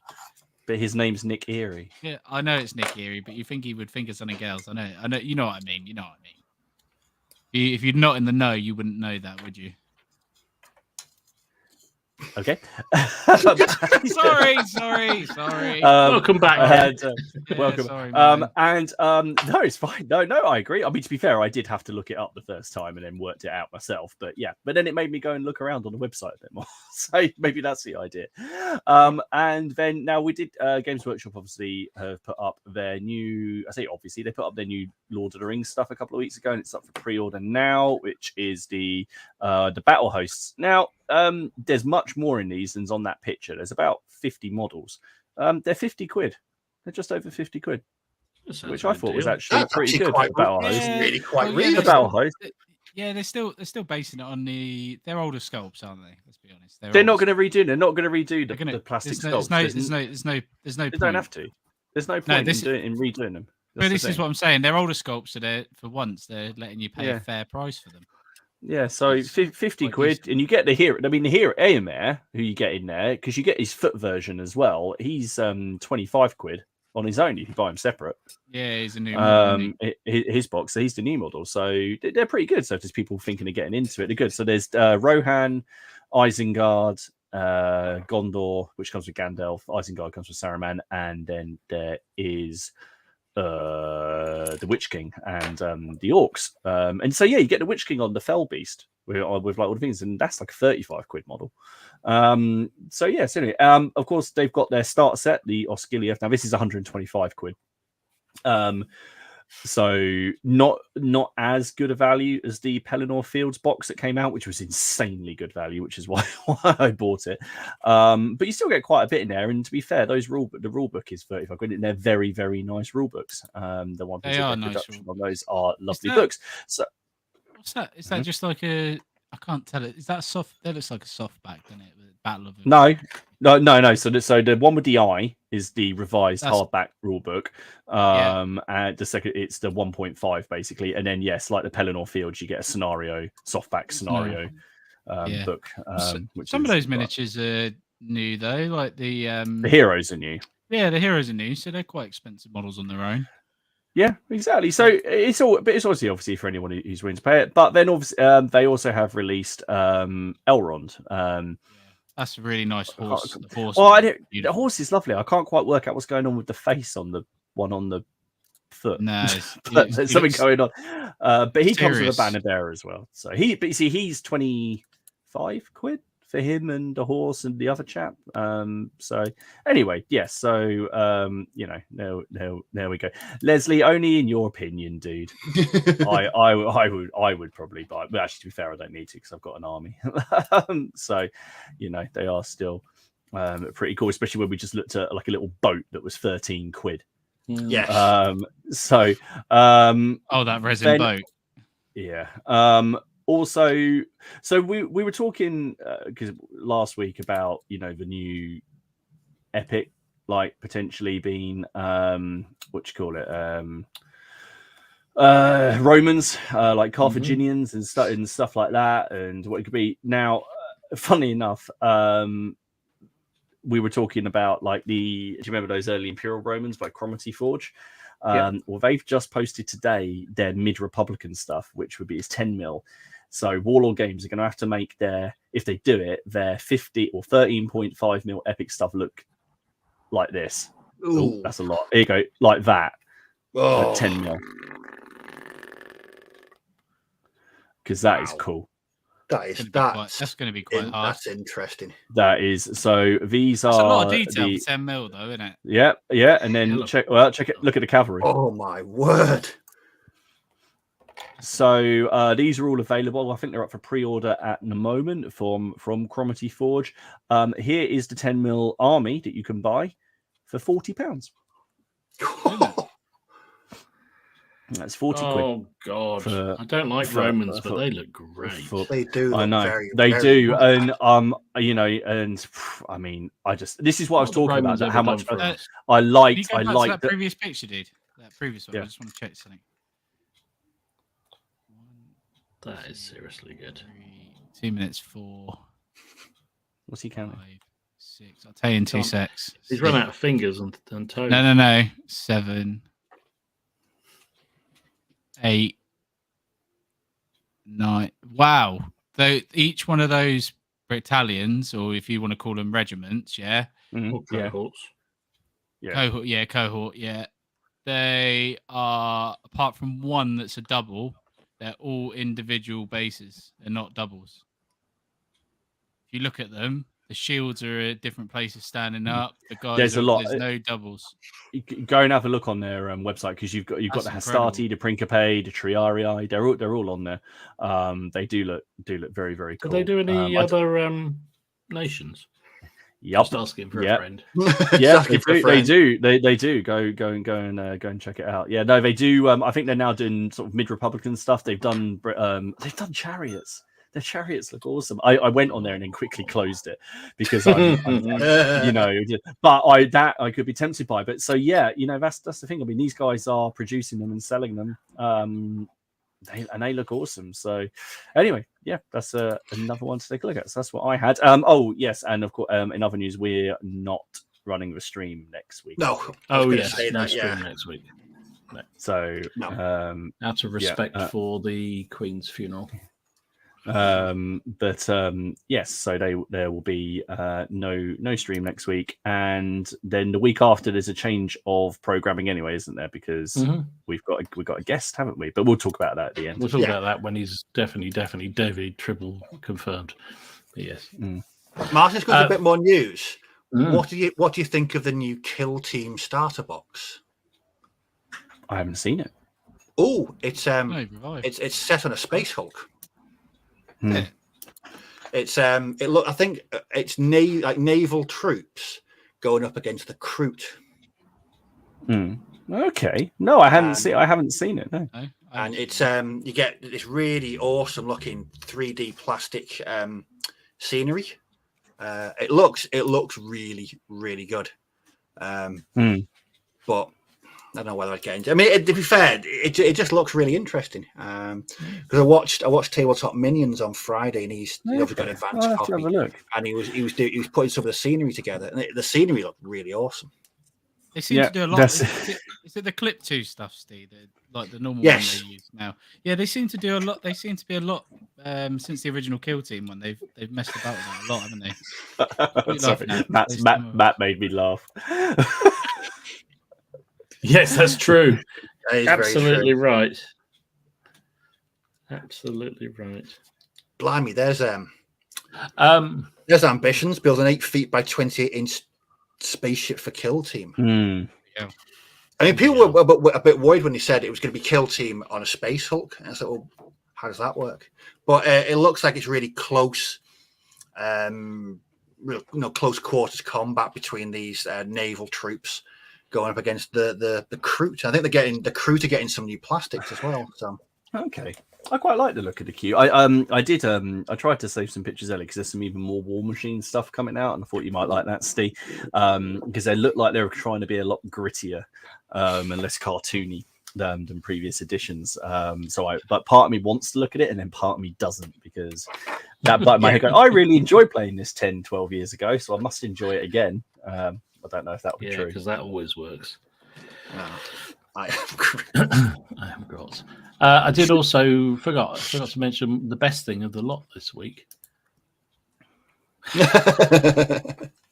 General Darmay, 1813, Battle for Germany. Well, I might actually be having a game in General Darmy next week. Hey, cool. So you enjoy it. Yeah. Huh? I hope you enjoy it. So does Dommy said. It is good. Yeah, it is really good. So I have actually got these rules, this scenario book. It looks really good. 6 actual scenarios, but there's also a series of linked features with it, so you can play through, and each battle can impact the next one, which is kind of cool. That's cool. The only negative with it, there's no Swedes in it. Oh no! And you've got Swedes as well. That's not fair, is it? Did anyone see the latest video on the Lardy's channel, Strength and Honor? But they did it in, I think was it 10 mil? Or it was 10 mil, wasn't it? They did it in, or was it 15? They did it in a bigger scale than a normal 2 mil. Oh, I thought I saw the video, but I assumed it was in a really small scale, so I didn't want. No, they've they wanted to demonstrate that it can be played in a lot of different scales. I think it was 6 mil. Cheers, Alex. I was half asleep when I was watching it, but so they did this in 6 mil rather than 2 mil, and it looked good. It looked really good. I like the rules seem to be really, really quick. And they've got some nice mechanics in there that I really like about your command board. How you get different depending on your dice roll at the beginning. You get to put certain things in movement or defense or strategy. It seems quite good. Not something I would ever probably play or get into, but it was a nice hour or so video on Sunday afternoon.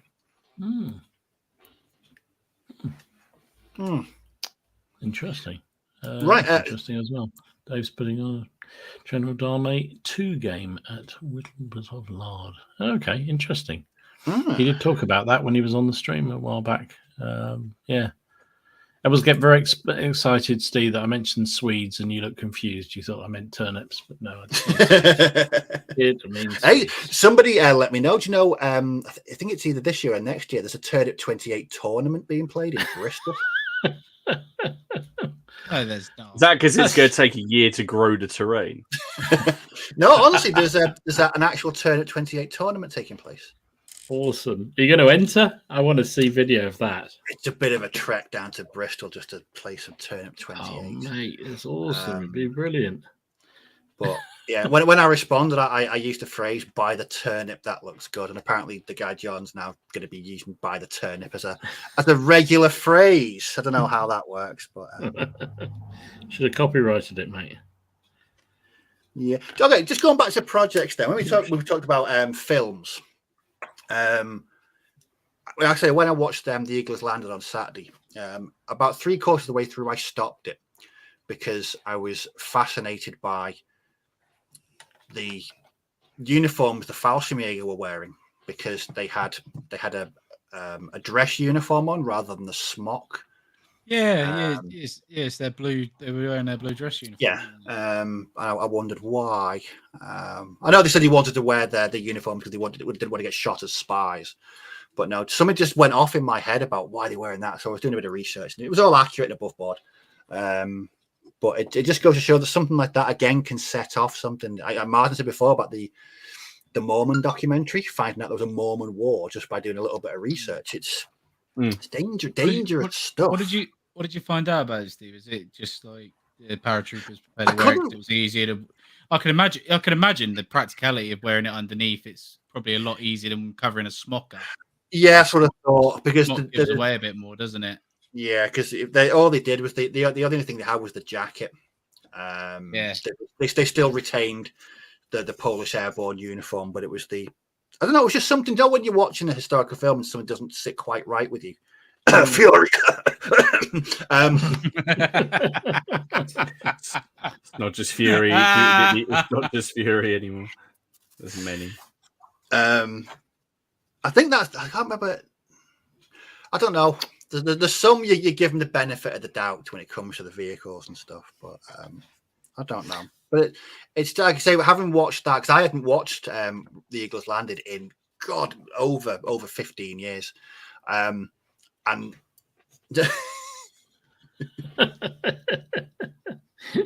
yeah, I avoid Scrumpy. It gives me sore eyes whenever I drink it. Fury is a documentary. No, it's not. But I was going to say, just seeing that and seeing the battlefield. I mean, I just thought that'd be perfect. A sort of a 3x3 board or a 4x4 board, a couple of squads of Rangers, a section of Fallschirmjäger holed up in a church. I think that it would work really quite well. But again, I think that's just a gamer thing. You see something in a film and you want to recreate it on the tabletop. And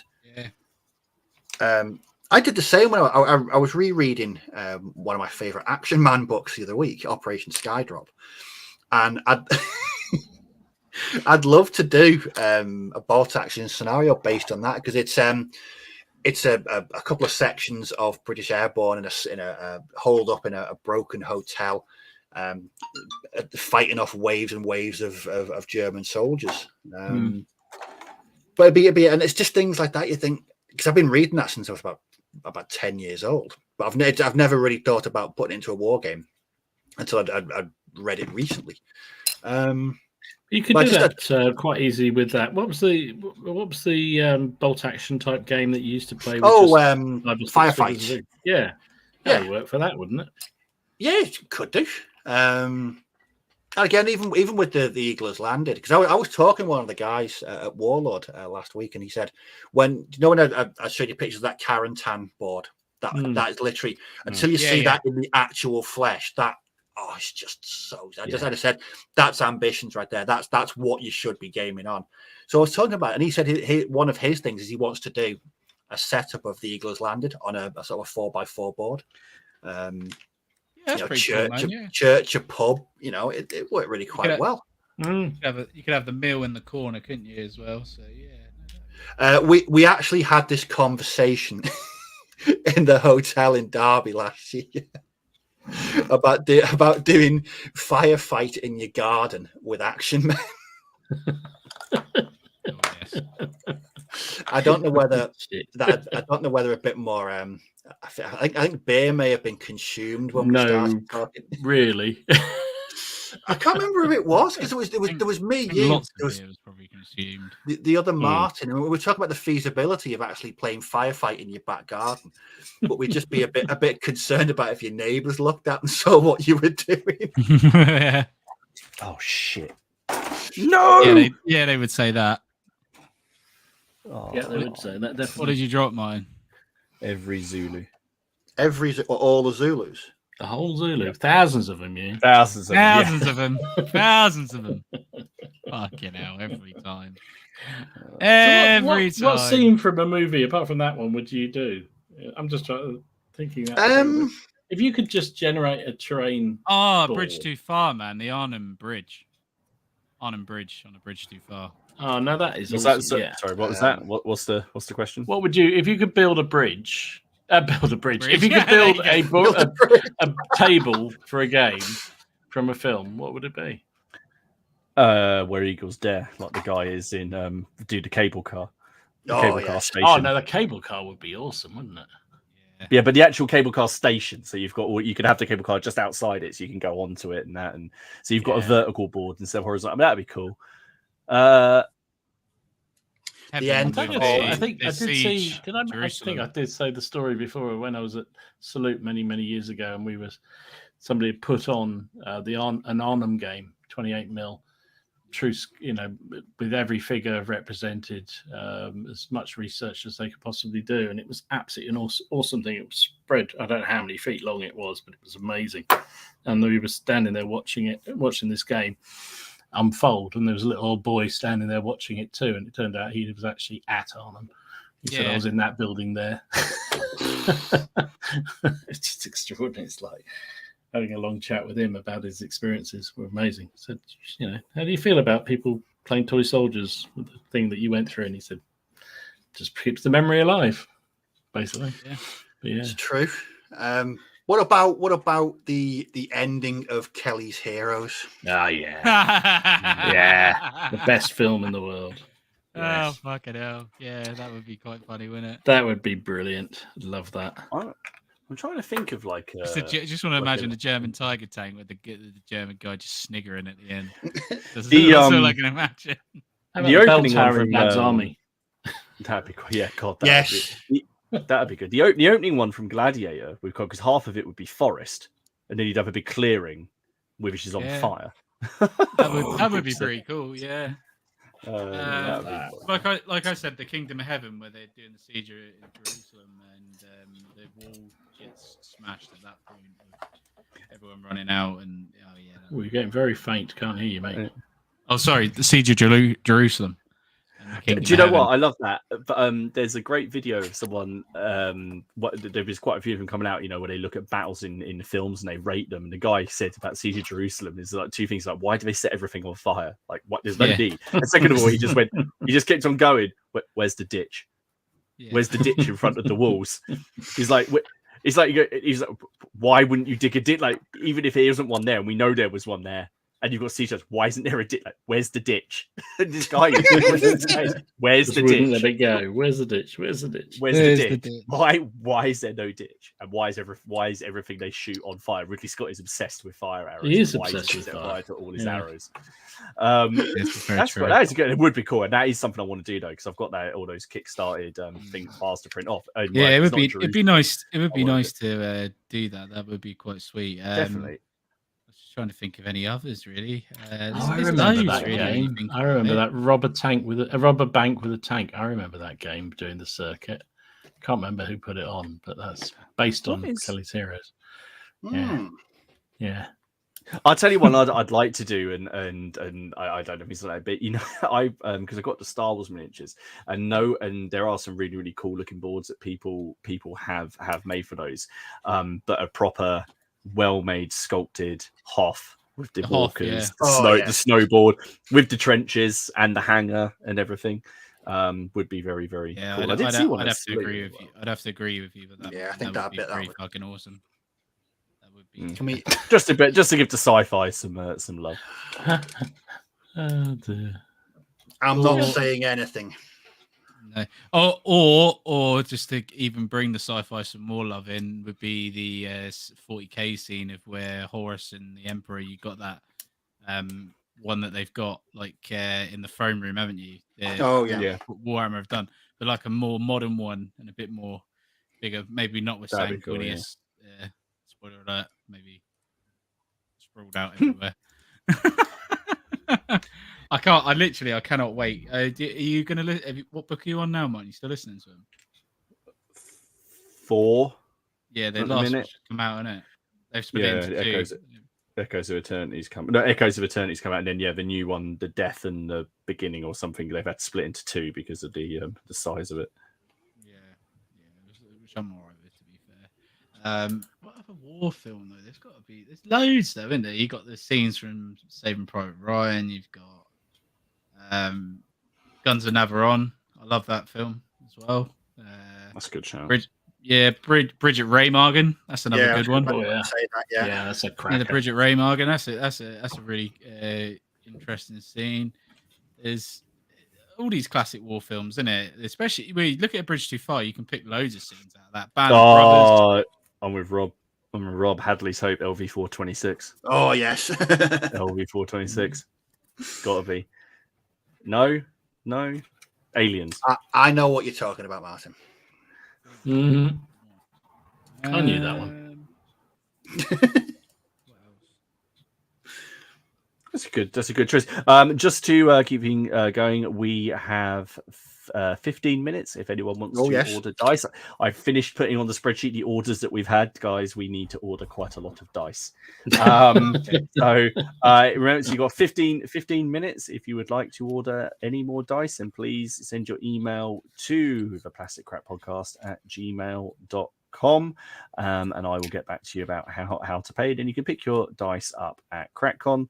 I'll pop that up on the screen again just in case. So this is your 15-minute countdown. That was I wasn't quite expecting as many orders to come in as we got. So that was your phone ping. But one more has to be Lord of the Rings: The Battle of Pelennor Fields. That is cool. The guy did you see a 1-to-1 scale with that? Could you imagine 1-to-1 scale? It's like a quarter of a million. It's like half a million. Or have you seen the board that Zorp Gaming made? Have you seen that?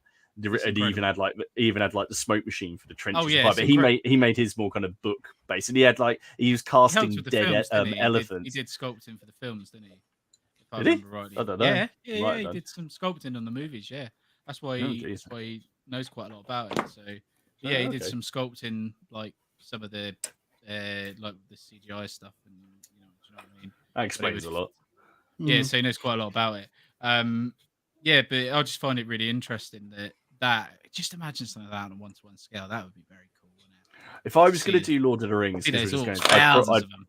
Yeah, thousands of them. I'd probably, if I was going to do Lord of the Rings, I'd probably have to do something underground with the dwarves and have lots of like the Battle of Khazad-dûm, where they actually wake up the Balrog and they're having the war in there, because I think that'd be quite cool. It could be just like a reverse Space Hulk, really, with loads of dwarves running around the tunnels. Apart from they've got a massive fiery demon hunting them around.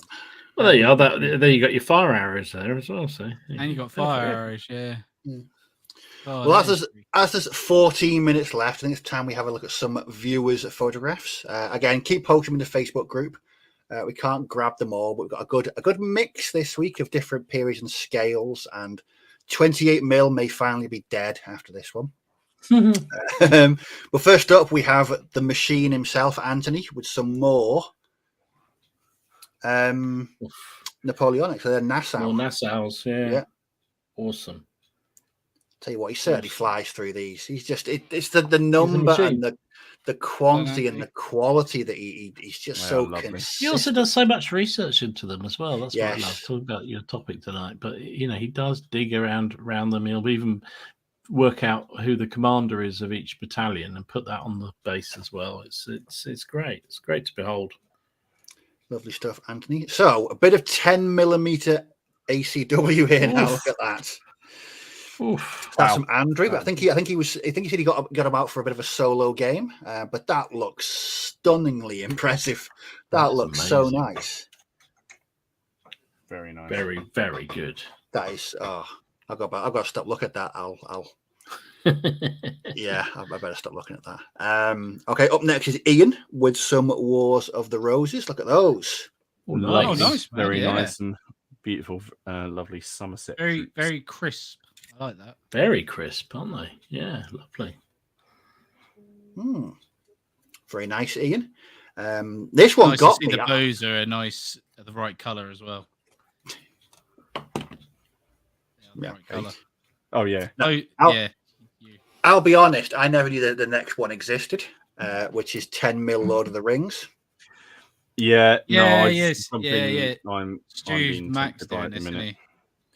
Well, this is something I'm being tempted by at the minute. Is I was looking at doing some small scale Lord of the Rings stuff, but basing it in the first age, and because it would be quite fun.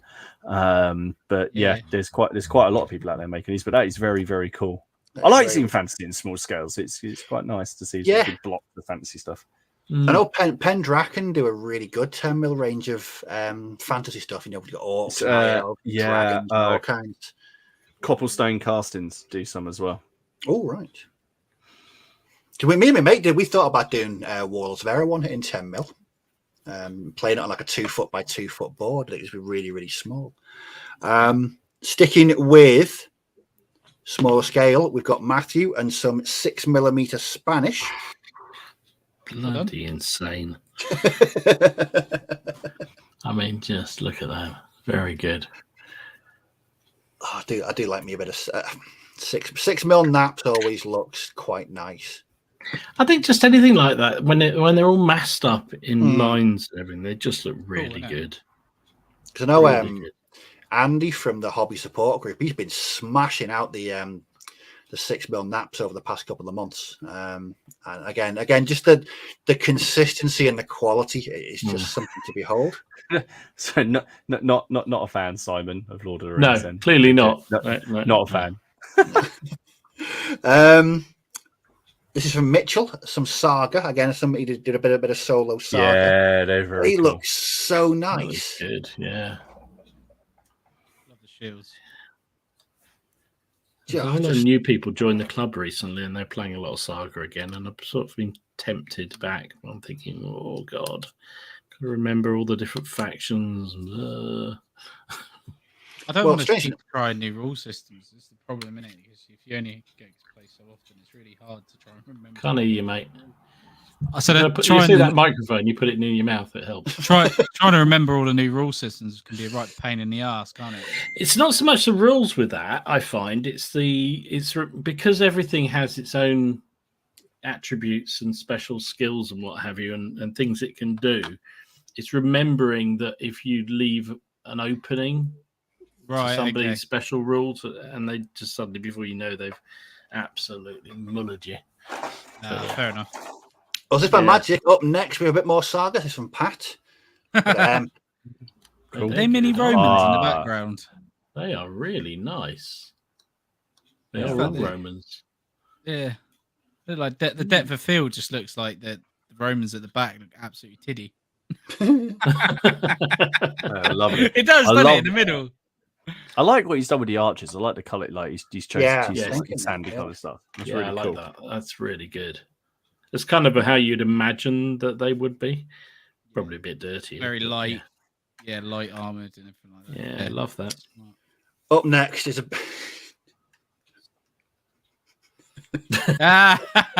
Amazing. Is that actually the teddy bear, or is it a kit bash teddy bear? This is from Paul. This is one of Ken. They're yeah. kneeling. Oh, there you go. So this is a Celtish bear. Brilliant. Brilliant job. I love the moustache. It's just Oh yeah. Just awesome. everything about this. That's more of What is Mad it? Children's Yeah. figures, those are. Yeah. Brilliant. Ken approves. There you go. Yeah, there you go. God, I can imagine that confused several people. So just, There's on a trick. but oh god. Brilliant. What's up next? Bear- So another it's the Paul. Barbarian. Oh. Start it off now. Jesus. So another Paul. So we got a Wars of the Roses Warwick cannon. Oh, nice. Very nice. Good. He does like his cannons. Up next, bit of modern stuff from Phil with some tier 1 SAS. Absolutely love the camouflage on that. God, yeah, that MTP is very nice. Good. That is insane. That is Lovely. wow. I mean, I struggle with World War II camouflage, so modern camouflage is right off the scale for me. But yeah, that just looks real. I love the modern stuff that Phil's doing. Like I said last week, I was chatting with Phil at the Warlord Games Open Day, and he's homebrewing bolt action to include modern troops. It sounds really quite interesting. Oh, smart. Lovely stuff. Up next is a bit more World War II. So these are from Richard. Bit of Dad's Army. Oh yeah, man, that's nice. Good stuff.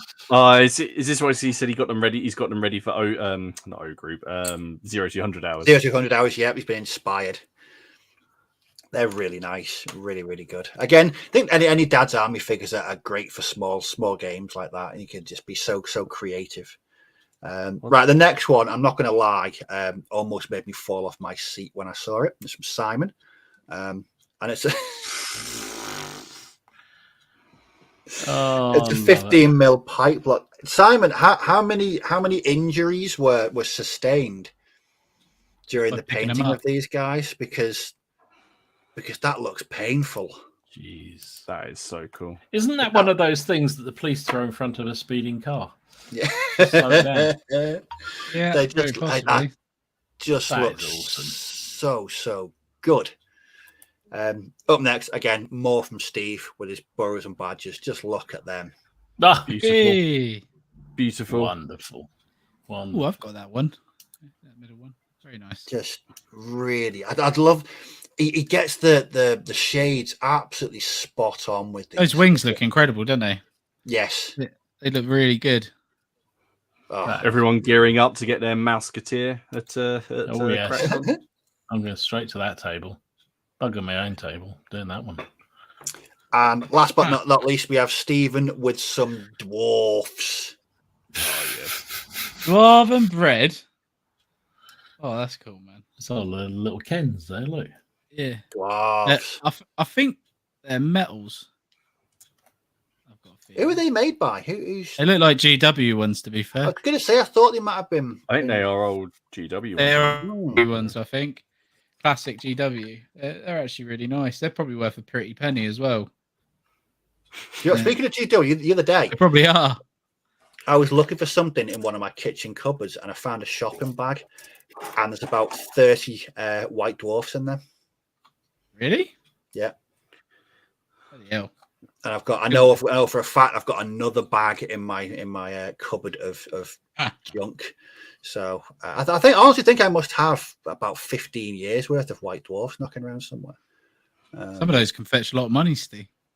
I know. But I'm not a stinking capitalist, so I'm not going to be selling them. I am. Although I would be interesting to speak to anyone that wants to make. I did post on the Facebook group. I picked up some fighting fantasy books last week as well. Yeah, Oh, nice. but I'm definitely with you on the covers. No, the art. Oh God, the covers are short, and the artwork inside is Shot. it's nowhere near. I mean, the likes of Christos Achilleos who used to do some of the illustrations for the fighting fantasy books. They're nowhere near that level. Although someone did say the later versions, they've gone back to that art style. Yeah. But I'm really looking forward to retrying the Warlock of Fire Top Mountain again, because I must have been in my teens the last time I tried that. So I am most definitely looking forward to having a go at that again. And I won't be cheating. I won't be keeping my finger on the previous page just in case I get brutally killed. Which a lot of people did. I didn't. I preferred the the traditional way of losing a fighting fantasy book.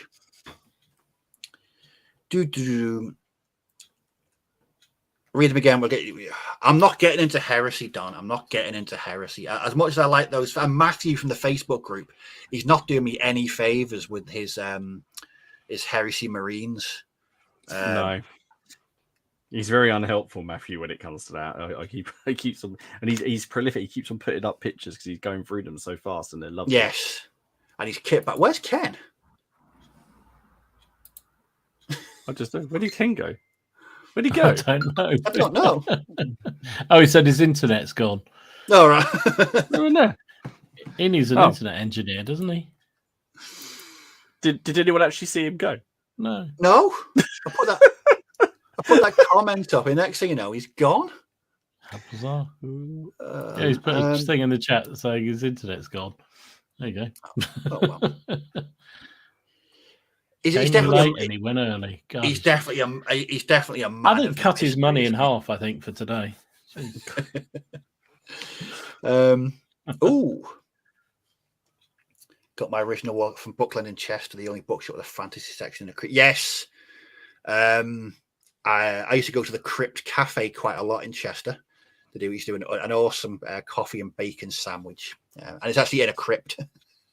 I like that one. Comments there. It was I never like that. No, I like that one. The spider got him. The carpet monster. Carpet monster. I still think the best comment from last week was it said that Ken's channel's a myth. Yes, I don't know who that was, but it's brilliant.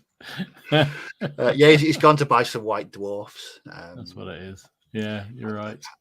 Awesome. I can't remember what time I bought a white dwarf. Right, we're rapidly approaching 10 o'clock, so you've got 60 seconds if you want to get some dice to get your order in. Hang on, I'm just A reminder that you can you'll be able to get them after the event. Yes. If you're not coming to the event. If you're not coming, going yeah. to it, or even if you are, but you decide you want some later on, but they'll be posted and therefore be a small additional charge. So we have sold another, 5 people have ordered a lot of dice between them in that show. So thank you very much to everybody who has ordered. It's all going to a very good cause. Awesome. And again, just to repeat the disclaimer, if they don't roll 6s, don't blame us. It's not our fault. Nothing to do with us. No. The quality of dice rolling. Of course, if we'd put the PCP emblem as a 1, they would have rolled that repeatedly. So, yes, absolutely. Especially when it comes to me playing bolt action. Right, we are at 10 o'clock. So thanks for everybody that showed up. Some really interesting. One second, Louis. Have you, Louis? Yes, he is. He's on the email. In fact, there's 2 more. There's 3 more on the email. Oh my god. Okay, right. Let me get. Right, I'll say bye. You do the rest. I've got some emailing to do. Right. It's like Martin said before. There's going to be no stream next Monday, as it's a national holiday here in the UK, and we just didn't think it'd be right to be doing the podcast. So you have to bear with us for 2 weeks, but we will be back in 2 weeks. Keep a lookout on the Facebook page and the community page on Instagram to let you know. Remember, it's at the top who's running it each week. There's a pinned post at the top. And we have a guest, don't we, Dom? Oh my god, my phone's going crazy.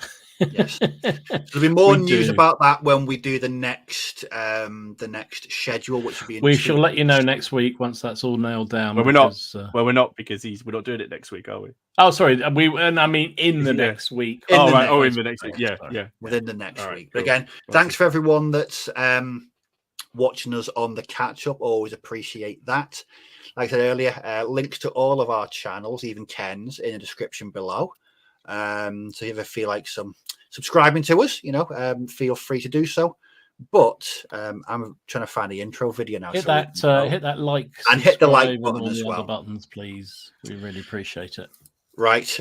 Thanks, everybody. We're off. Again, keep a lookout for the schedule in the next couple of weeks or so. Bye-bye now. Brilliant. See you guys later.